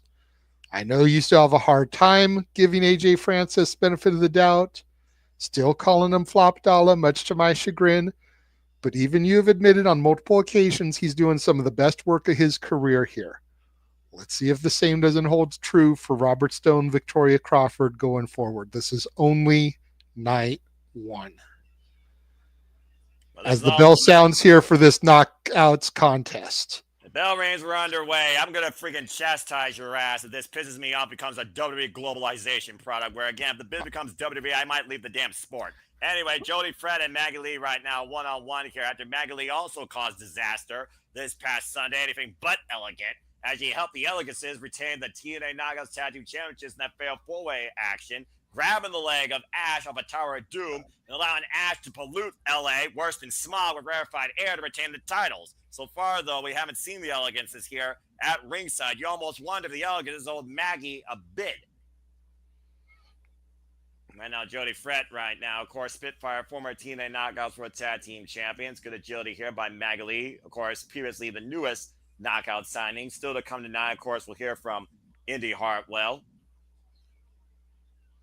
And, of course, Friday, May 23rd. Right now, TNA might freaking be under siege. Victoria Crawford, the fuck? That was not on my bingo. I wouldn't want that even on my wild spot on my bingo card. And right I'm now, saying, man, it's just these last 3 years of professional wrestling, there has been so much. Well, that wasn't on my bingo card, that you truly can never say never anymore. I'm going to stop playing bingo at this point. Honestly, I haven't played bingo in years. Not even bingo I, blitz on my I phone. think I'm gonna start playing the lottery more, because Jesus Christ, like all this shit that we never thought would happen. I never thought I'd win the lottery either, but shit. Maybe a couple of quick picks every now and again, I'll fucking hit $1 million jackpot or a multi-million-dollar jackpot. Then I ain't got to worry about the shit I'm going through. And one can only dream. And right now, Maggie Exactly. But to my point, nobody would have ever dreamed or even had nightmares about some of the shit we've seen these last few years. Noah? A fair point here. Covered by Maggie Lee in the middle of the ring. Gets a 1 count. And right now, Jody Threat's having nightmares of Maggie Lee on top of her with that ground and pound. Luis says press. I feel like Spitfire's been having nightmares of the Elegance brand ever since that Screwball Concierge took the titles from them. Let's not forget, it took that Screwball Concierge legally involved in a TNA Knockouts World Championship match for the Elegances to beat Spitfire for those titles at Sacrifice. Oh, man, big pump kick by Maggie Lee. Side of the head right now. Now drags Jody towards center. Here's the cover with the far leg. Gets a 2 count. And kick out right now by Threat. I will give Maggie Lee credit, though. Like I said, bright, young, up-and-comer on the independent scene. Seen her a couple of times in and out of TNA and ROH. Of course, newly signed now to the TNA Knockouts division. And I guess you're really going to try and get a coup here in the TNA locker room. You definitely try and get favoritism with the champions. It was Heather Reckless that brought Maggie Lee in the first place towards the Elegance brand when Ash went on vacation. Nice bow and arrow here right now to Jody Fret. Just literally wrenching the champion. Oh, God, escaped though. Hit the far leg. It's a 2 count. And you got to consider, though, a win for Maggie Lee here. You wonder if that will prove something to Ash or Heather. Oof. A knife edge chop right now. Jody Fred just focusing all her aggression, all her attention, unleashing that wild child spirit on Maggie Lee. The kick to the midsection, off the side ropes. Kick to the side of the head, turns Maggie Lee around. Ooh! Right to the spine, German suplex. Jody Fred fired up here, trying to rebound from that loss Sunday night. There's a cover up the far leg. It's a 2 count. And something's got to stop this elegant brand, though. That's for damn sure. If not TNA, what from NXT can? NXT was not even involved in the decision. So both those teams, in my opinion, might still have a bid for those titles. That's fair, but we also saw this week on NXT the Meta 4 became a Meta 1 as the entire group disbanded.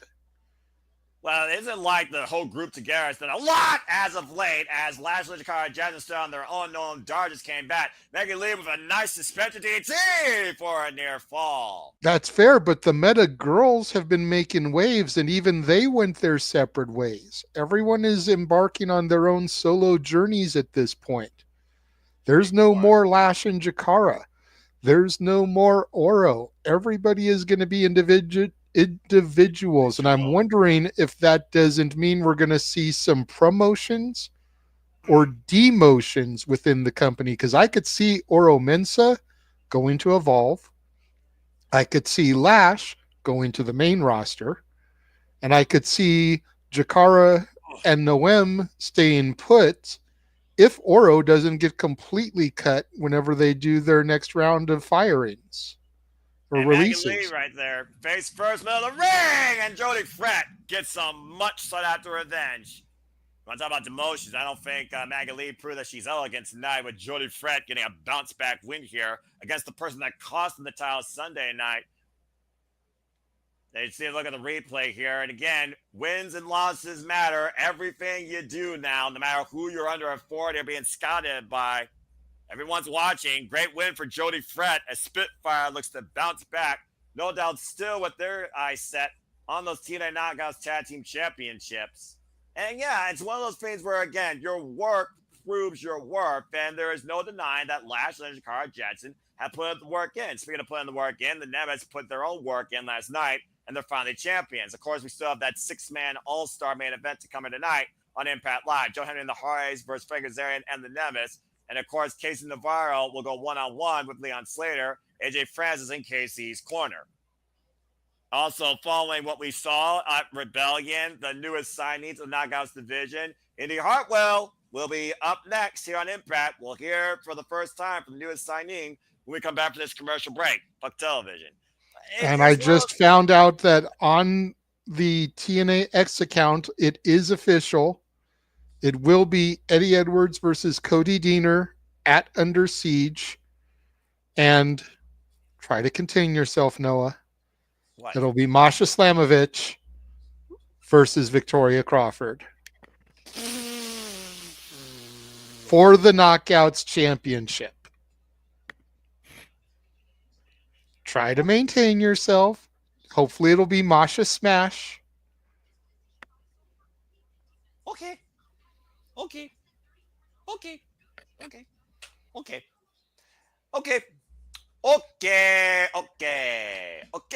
We may have to find somebody else to do commentary for that show instead of Noah, because I don't know if he can stay partisan for that match.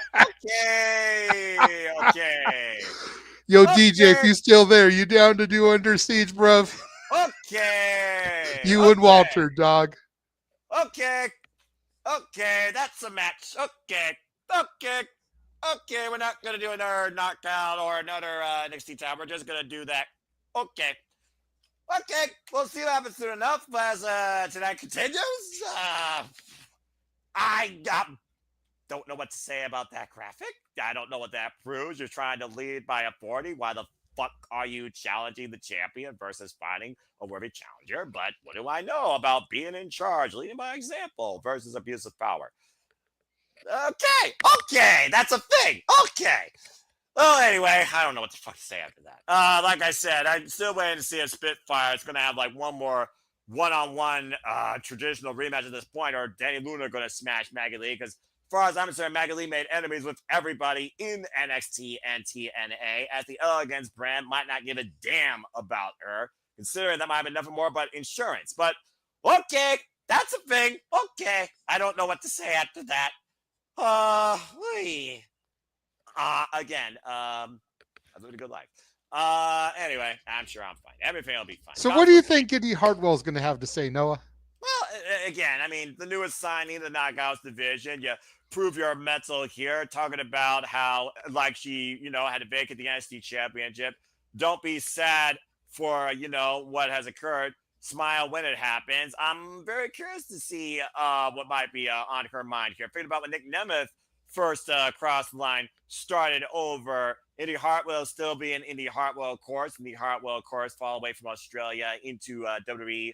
Did it the way, and now she's going to do it her way because the heart won't stop. I imagine she's going to try and leave an impressive impression here in the Knockouts division with the likes of Rosemary, Layling Lee, Zaya Brookside, and Savannah Evans, and, being involved, of course, in House of Glory, of course, as you talked about, Yamashita, face her there. I think she's here to definitely prove why the heart won't stop and why the heart can be the center of the Knockouts. Took Masha Slamovich 2 years. Let's see if Indy Hartwell can do it quicker. Only time will tell. That's the only thing.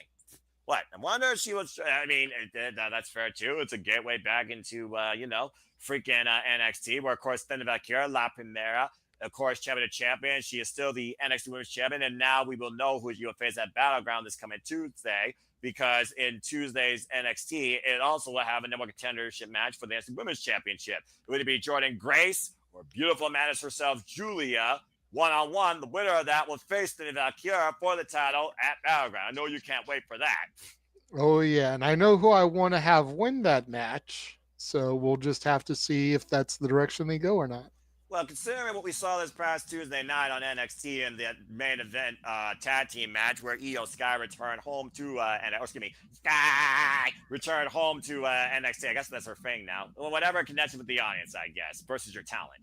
Anyway, we saw Io Sky return home, and of course the Genius of the Sky with the over the moonsault as Roxanne Perez is kind of left high and dry as Jordan Grace and freaking Julia tussle, literally cat fighting all the way as far as we know, backstage and turn that into a one-on-one. So we'll see soon enough where it seems like Roxanne Perez can't find a partner. Meanwhile, what?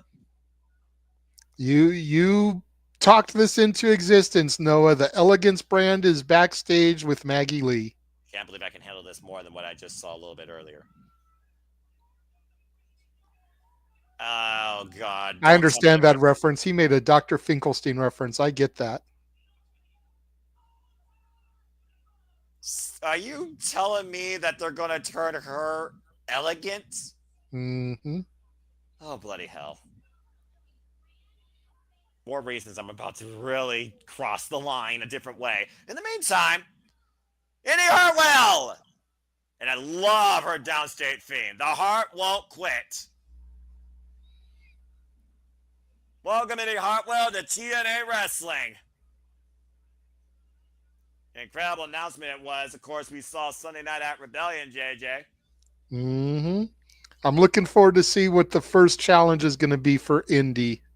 Well, we saw Zaya Brookside, Rosemary, and Laylee and Leo involved in the countdown to Rebellion. They were unable to coexist, and Rosemary Jerry's still on what she's trying to do. You might wonder if one of those three might show up here and give her a proper welcome or a rather unwelcoming. Anyway, welcome Indy Hartwell to TNA Impact Wrestling.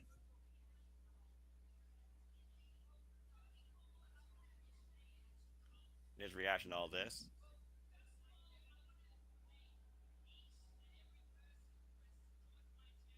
What I wouldn't give to see her with the inspiration. Or face them.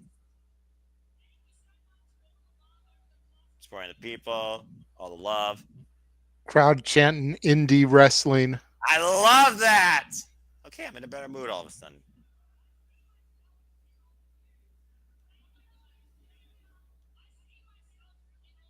Sees herself in all of us. Stay up real late to watch TNA. There's no shit we're staying up late here on the East Coast. Proud to say she's part of that roster. Not just a knockout. Saying she's the knockout. I like that.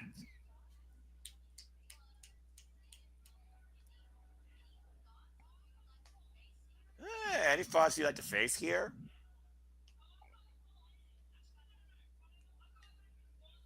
More than thoughts? Plans. History allowed knockouts. So that's true.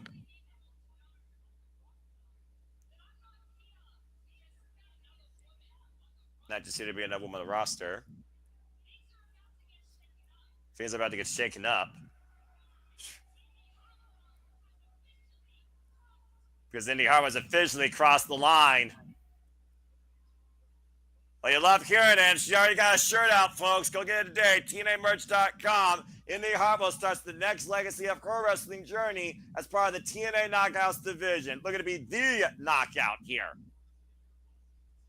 So I guess we'll find out a little bit later, JJ, what her initial kickoff will be. Maybe at Under Siege. Well, let's not forget they'll be doing a bunch of filming tomorrow, so we may see her first episode of Impact sooner rather than later. And of course, TNA right now might be under siege on so many different fronts. And of course, we will see who is able to come out with the victory soon enough. The next time we cover TNA on premium level, Under Siege, Friday, May 23rd, Brampton, Ontario, Canada, And again, we hope you join us up in the Great White North virtually. Shout out to our Canadian friend Ash, different province, but still, you know, it's Canada. And again, we'll be covering that at Kiss Bubba Studios. Although my blood pressure might not be normal come the end of that night. And of course, as you just saw, Monster Slamage will be defending the TNA Knockouts World Championship against Victoria Crawford after surviving Tessa Blanchard. And Cody Deaner has one last chance to get possibly a TNA contract renewal if he beats a former TNA World Champion, Eddie Edwards. Eddie Edwards standing in the way of Cody Deaner's future here in TNA Wrestling. Good luck, Deaner. You're going to need it. All right. So we turn our attention here to JJ's point, to singles action. And here comes Casey Navarro. The blessed one.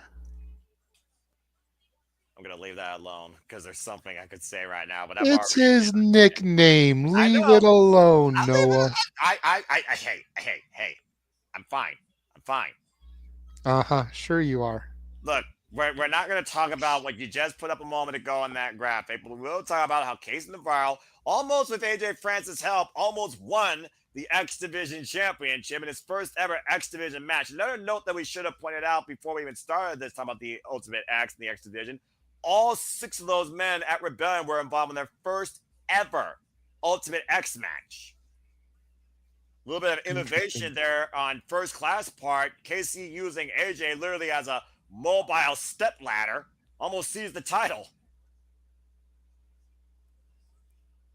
And again, Casey Navarro, of course, Walter Cruz is his own Timu name for him, but Casey Navarro, we talked about again how much the future of this business looks so bright with young youth exuberance. Definition here of a man of a lot of promise, and also one of the damnedest daredevils ever seen, Leon Slater. Leon Slater is very fortunate, JJ, as we saw, to literally be able to walk on his own 2 feet. But of course, he wasn't walking out of Rebellion with the X Division Championship. As we saw again on the replay here, controversy aside, Moose speared him off the landing, and Moose seized the title. See, he wouldn't have been able to flip right for that spear if he didn't touch the mat first. Watch. Again, it's so damn close. Split second to your point. But either way, the referee's decision stands, and he ruled Moose after Leon Slater lost control of the championship.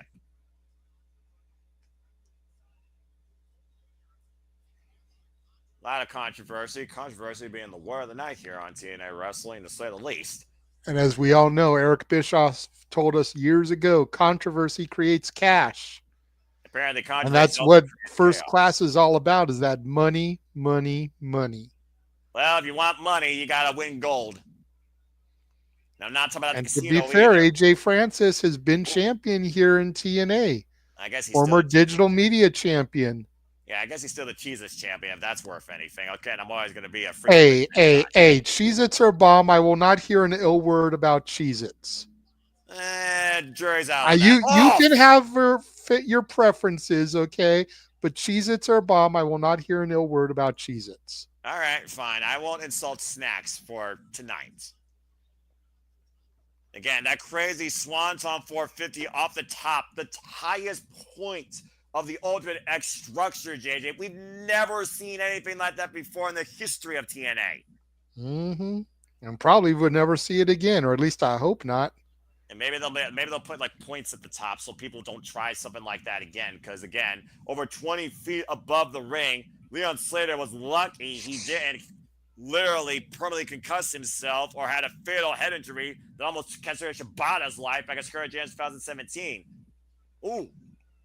Is Navarro catching Leon Slater with a nice left hand there. Nice 619 of sorts there by Slater, knocking Navarro down to the mat. Yeah, turning him knocked sideways. Him loopy. About to say, literally stopped time there for a moment. Again, the non-stop action here in TNA rolls on, folks. We talked about before, May 24th will be covering Under Siege. Then we'll go to Against All Odds June 6th. And it all 2 weeks later. Yeah, right. Like and not even, we talked about how WWE was doing PLE so quickly. 2 weeks. And of course, it all leads to the next time they're on pay-per-view, the UBS Arena, New York, July 20th, Slammiversary, as the referee ejected AJ Francis for getting involved in this match, and rightfully so. Good call by the official. Thank goodness. Now maybe I could actually see Casey Navarro actually do something on his own. Oh, man! Gorgeous spinning DDT there by Navarro, the blessed one. And the cover almost led to a blessing of a 3, but got a 2 count. Now going for that sleeper hold, going right back to it. Look at this replay again, Noah. The revelations. Yeah, about to say, look at the spin and look at the way he spiked Leon Slater. And right now, Leon Slater is still in this fight. Again, the young OG from the UK signed to TNA Wrestling out of the Turning Point Tour under Scott D'Amore's everything. Of course, Scott Demore leading Maple Leaf Pro Wrestling. You guys can stay tuned for more of that on a Trailer Plus. The first Maple Leaf Pro Wrestling Women's Champion will be crowned, and it will either be Giselle Shaw or Kylie Ray. Got a feeling it's going to be Giselle Shaw. Yeah, I think you're right there, dude. Swing and a miss, of course, Kylie Ray. You could watch her on Evolve. WWID Prospect, of course, still fighting, of course, for the WID Women's Championship. Of course, that tournament's continuing for it. Oh, wow! Twisting net breaker. Here's the cover and gets a 2 count. Navarro smartly rolling to the outside here, trying to get some space and distance from Slater. And we talked about Leon Slater might have a controversial means to ask proper authority for an X Division Championship one-on-one match. In case Navarro beats Leon Slater, what does that do for Leon Slater's chances? Oh, wait a minute. Make a good point there. What did Leon Slater do in here? Oh, my word! Whoa! Casey able to scout that, though, but Leon landed on his feet. Oh, boy. Oh! Down goes KC with that leg kick. Slater is fired up here tonight. I like it. And we've seen it before, JJ. Swanson 450 cover. Leon Slater with the win. Now that's money.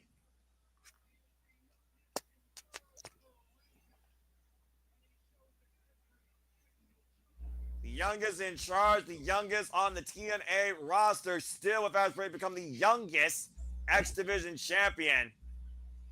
Leon Slater bouncing back strong here tonight on TNA Impact. You're moving forward, Slater. Just don't land on your head. And now we're going to hear from Macha Slavics.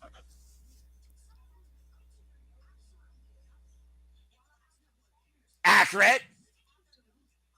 Sticking a nose in their business. When he's out of defense, time we get the week. City after city. Please smash her.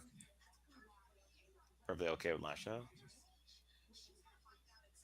She's under siege. She's gonna. Why she's not ready to be in the ring with an athlete of her caliber? You damn fucking right. Still cannot believe that's gonna fucking happen. What the hell? That's the best competition you can get for her right now. Seriously, out of this NXT relationship. Anyway, still to come. Up next, actually, our main event. Kazarian and the Nemeth sing on Joe Hendry and the Hardyz. We return to TNA Impact Live as we got another commercial break. Foot Television. Well, again, great win for Leon Slater and Macha Slavics. No lies detected. It's a filler feud, Noah. You don't want to give Masha somebody major again until Slammiversary. You got Under Siege and Against All Odds in the interim. So you give her a victory over Victoria Crawford, former Divas champion. You then give her somebody, maybe an NXT crossover person at Against All Odds 2 weeks later.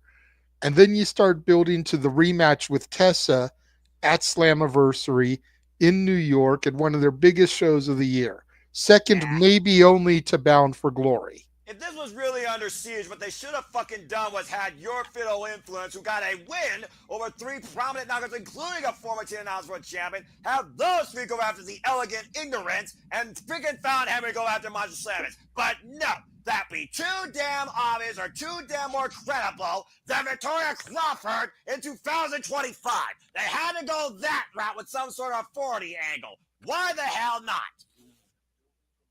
Anyway. I just booked a proper match, by the way. Book it, WWE. Prove me wrong.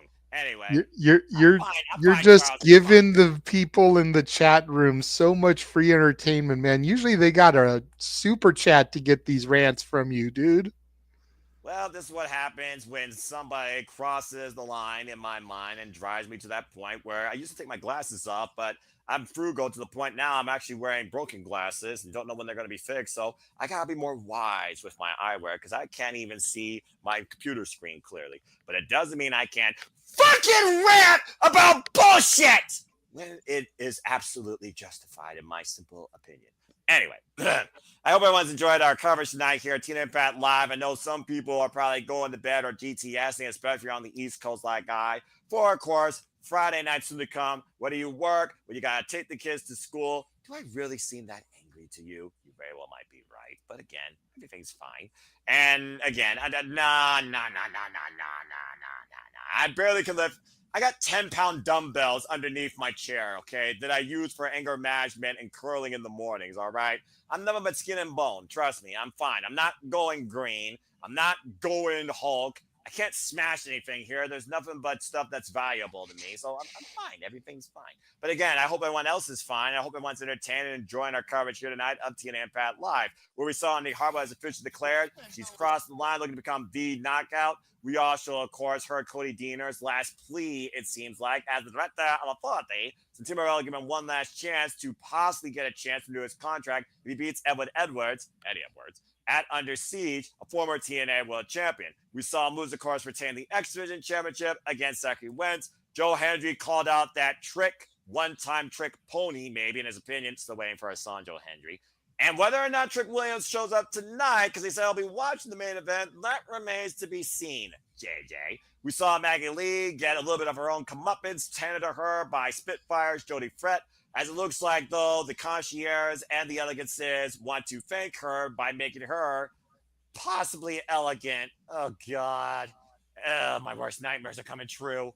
And, of course, we saw what happened earlier, and I'm just going to leave that alone because if I talk about that anymore, I'm going to freaking have a stroke. And also, we heard that... And we don't need that. You know what? Nah, you're right. I don't. I was trying to figure if there's a reason, actually, but no, I don't. And, again, of course, we heard Mike Santana. He's looking nothing forward towards the TNA World Championship as we get ready for our main event. Speaking of NXT, as we talked about earlier, we, of course, saw NXT Joe Hendry. His name was said. He showed up. He called out Trick Williams, but he got assaulted by Retribution Dark State. What the fuck was that about? Don't know. You still haven't figured out the more behind these four freaking apologies. Renegades that have invaded NXT and have ran roughshod since. It's because I'm enjoying the ride, Noah. Of course, Hank and Tank said, though, that they believe in Joe Hendry, and all they got to do, all Joe Hendry has to do is literally honk for them. They will show up. If Hank and Tank show up here tonight, I swear.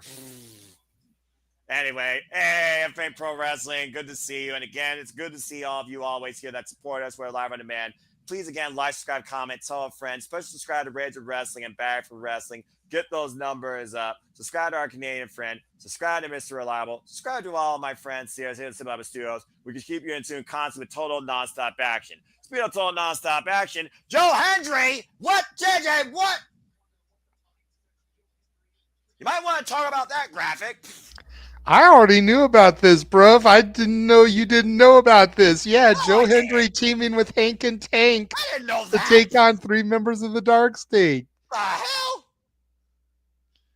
He said Hong Kong, so he's got the tag team champions by his side. And speaking of tag team champions, here are your new TNA tag team champions, Ryan Nemeth and his big brother, Nick.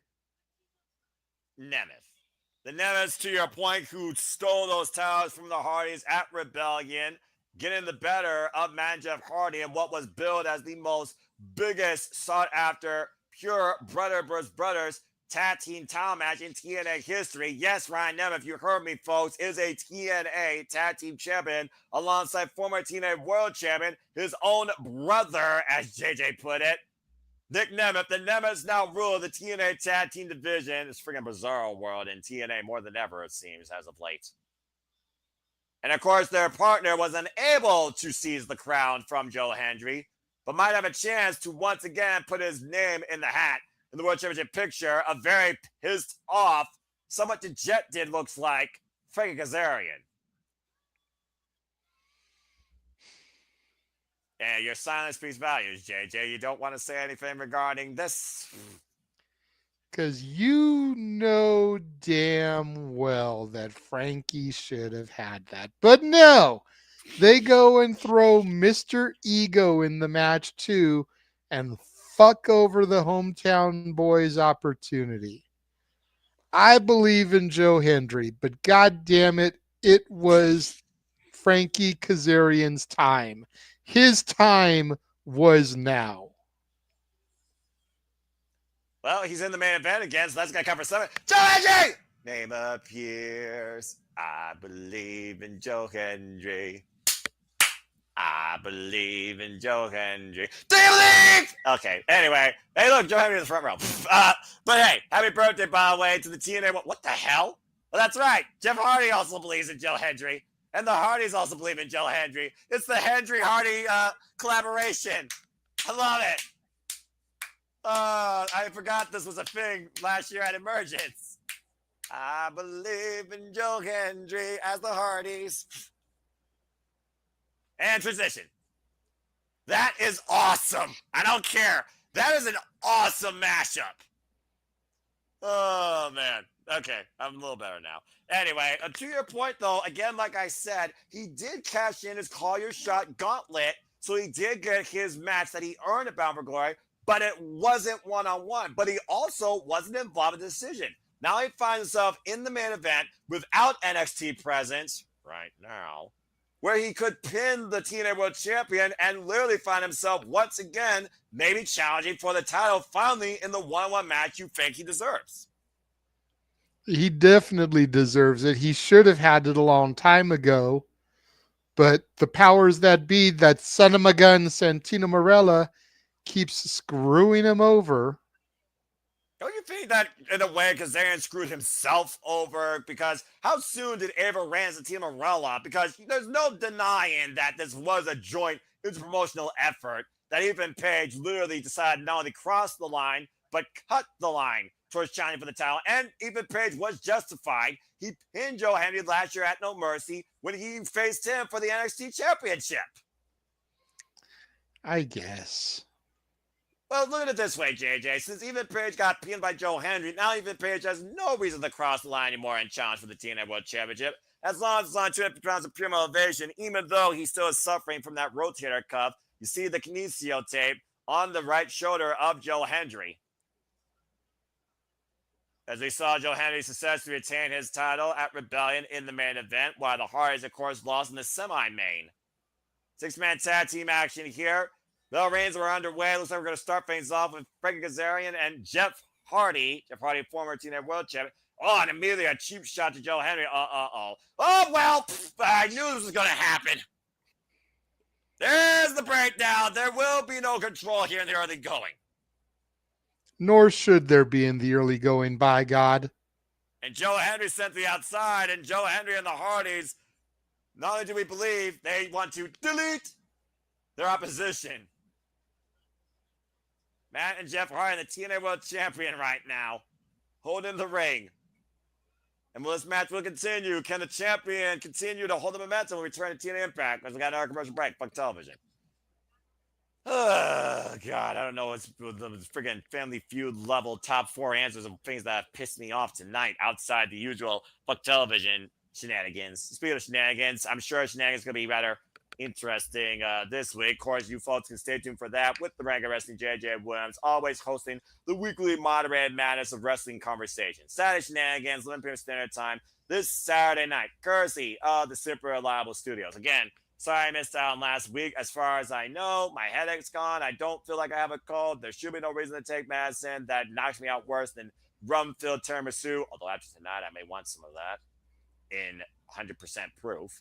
But I should see you all Saturday night. But you know what I like about shenanigans? You never know who's going to be a part of it. Is it going to be the regulars? Is it going to be the friends? Is it going to be special guests once in the blue moon? You never know. You may not always see me. You may not need to always see me. But you always will see the Ranking Wrestling JJ Williams and a wonderful panel on the Saturday shenanigans. So stay tuned. Absolutely. Been trying to put together some fun topics to discuss this week, so... Well, we're in May. It's now May, so I mean, I'm sure there's something you can come up with. It's gonna be May. It's gonna be May. A freaking joke as well as time itself. And of course, May the 4th will be here soon enough, and I know every Star Wars nerd is going to have all the freaking references towards that. Or no, is it? Yeah, that's what it is, Star Wars. Star Wars and Star Trek are still so easily confused with each other, sometimes ridiculous. But then again, they got their own culture, cult followings, where it's like, you make one mistake about the lore of one of those galaxies, and you're chastised worse than somebody in the internet wrestling community. Hey, that's fair. That's Am I fair. wrong? No, you're not. I didn't think I was. I've seen the madness behind that because I have friends on both sides, and I'm like, I'm indifferent.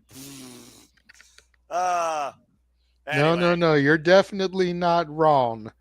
There's some craziness in those fandoms. I mean, it's like Marvel and DC. Right? It's like WWE and AEW. It's ridiculous in my opinion, but whatever. It is what it is, baby, as the American dream would say. Yeah, you're not wrong. But yeah. I have always been Star Wars over Star Trek. But I know enough about Star Trek to be able to kind of pass my way through. Right? Look, I get it. Again, like I said, I got to go see a cardiologist in literally 8 hours. As soon as this show's off the air, I'm going to freaking send us on our farewell and adieus. And then, of course, after I come home, I rest. And then I'm going to watch Dentaku day 1. Then I got Dentaku day 2. And then I got Shenanigans with y'all. And then whether or not there is a top 20 from both of us, there is a top 20 that I am working on for our reliable match follow-up. So stay tuned for more on that. Falls and Safet. You know what? We've seen some Team Morello show up before in NXT with his actual WWE theme. That might make me a little bit happy. But at this point, I fear the worst right now with everything trying to be WWE, it seems. But that's a whole different conversation for another day. Anyway, again, it's just been a wild week for wrestling. We talked about the Vision on Monday night. We talked about freaking Dark State and the madness that runs wild on NXT Tuesday nights. The insanity of Dynamite and the Owen tournament culminations that are going to ensue. And Tony Storm showing what the spasming brave is, too. What the fuck was that? I don't know. Might have an aneurysm, but hey, you know what? She's timeless, so I guess she has medicine for that. And then, of course, tonight here on Impact Live, we've seen Robert Stone cross the line. So, I mean, we'll see what happens there with that. Freaking surveillance as we're back here on TNA Impact. Matt Hardy and Frankie Kazarian just got a crick in my neck for some reason. I don't know who's legal. Oh! The side effect to Ryan Nemeth by Matt Hardy. I'm guessing Ryan and Matt are legal. We're back here. Makes sense. Impact. Well, I mean, again, we saw Ryan Nemeth take out Matt Hardy, which led towards Nick Nemeth taking advantage of Jeff Hardy behind the red back, a little blow. Here's the cover by Matt. It's a 2 count. I think it's not right now. We should almost be in perfectly in sync, but it's still been a fun show to call for you, JJ. I always appreciate your takes. And I like how you're trying to be the whole good guy. Dr. Shelby brings peace to mind in this conversation. But you might as well be dealing with somebody turning to their own parent, dealing with that lawyer from Progressive. Look. Usually I can bring my own level of chaos to this and throw you on rants and tangents, but like I'm just trying to be the peacemaker here. I'm trying to give them the benefit of the doubt, trying to figure out the logic behind some of this. And I'm curious to just see where things go. Then what is peace without chaos? What is yin without yang? What is peanut butter without jelly? What is black without white? What is AEW without WWE and vice versa? Well, it looks like next week we have Macklin versus Young for the International Championship. They said for the last time, though, according to Eric Young, so you do wonder if this truly will be their last one-on-one encounter. And we'll also got Mustafa Ali versus Trey Miguel of the Rascals.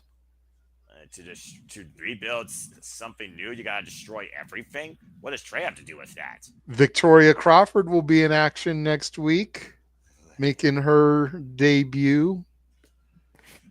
And right now, Matt Hardy and Kazarian taking advantage of the former TNA Tag Team Champion. And we'll see again. What the fuck is friggin'?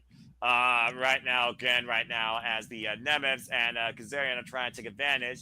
over the former TNA Tag Team Champion. And still so much more to come next week, I'm sure, on both Tuesday night NXT and Thursday night TNA Impact.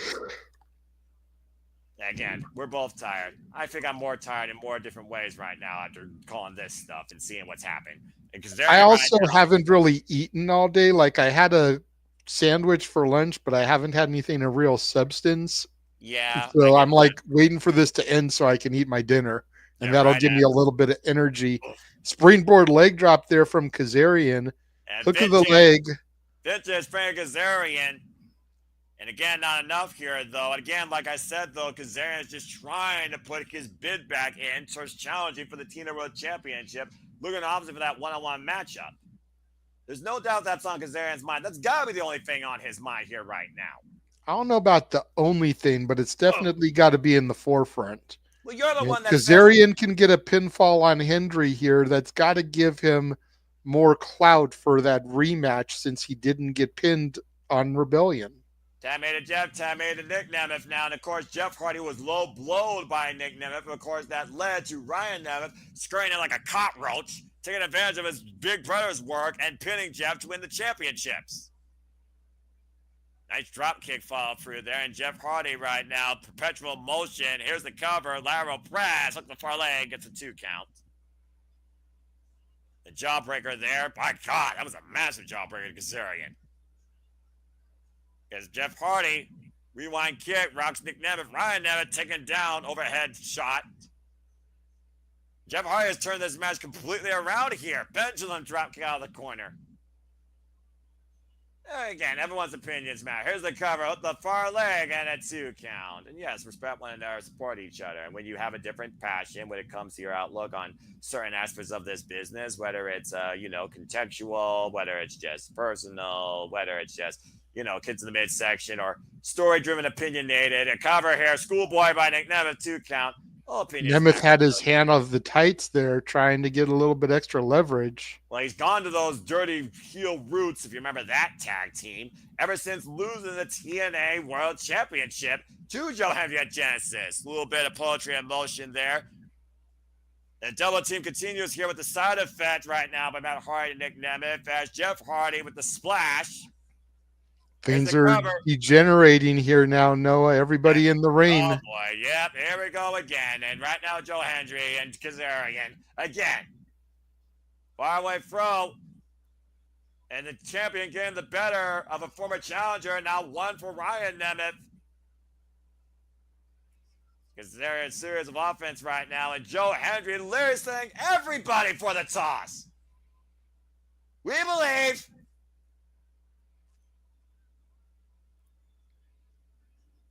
Joe Hendry on fire right now. I love it.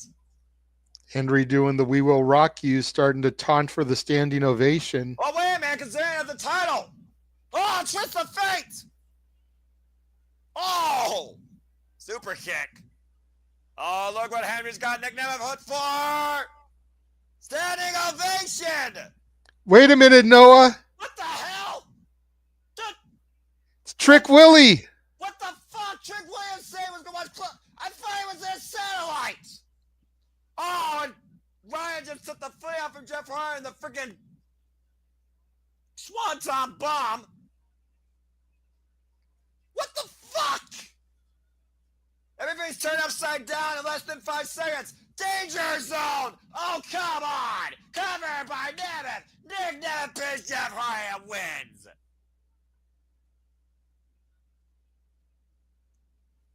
And again, Trick Williams sticks it to Joe Hendry.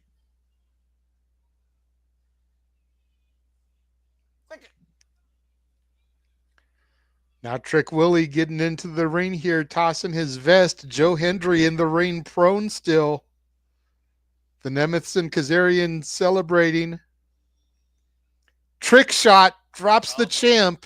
Oh, come on. You've got to be kidding me.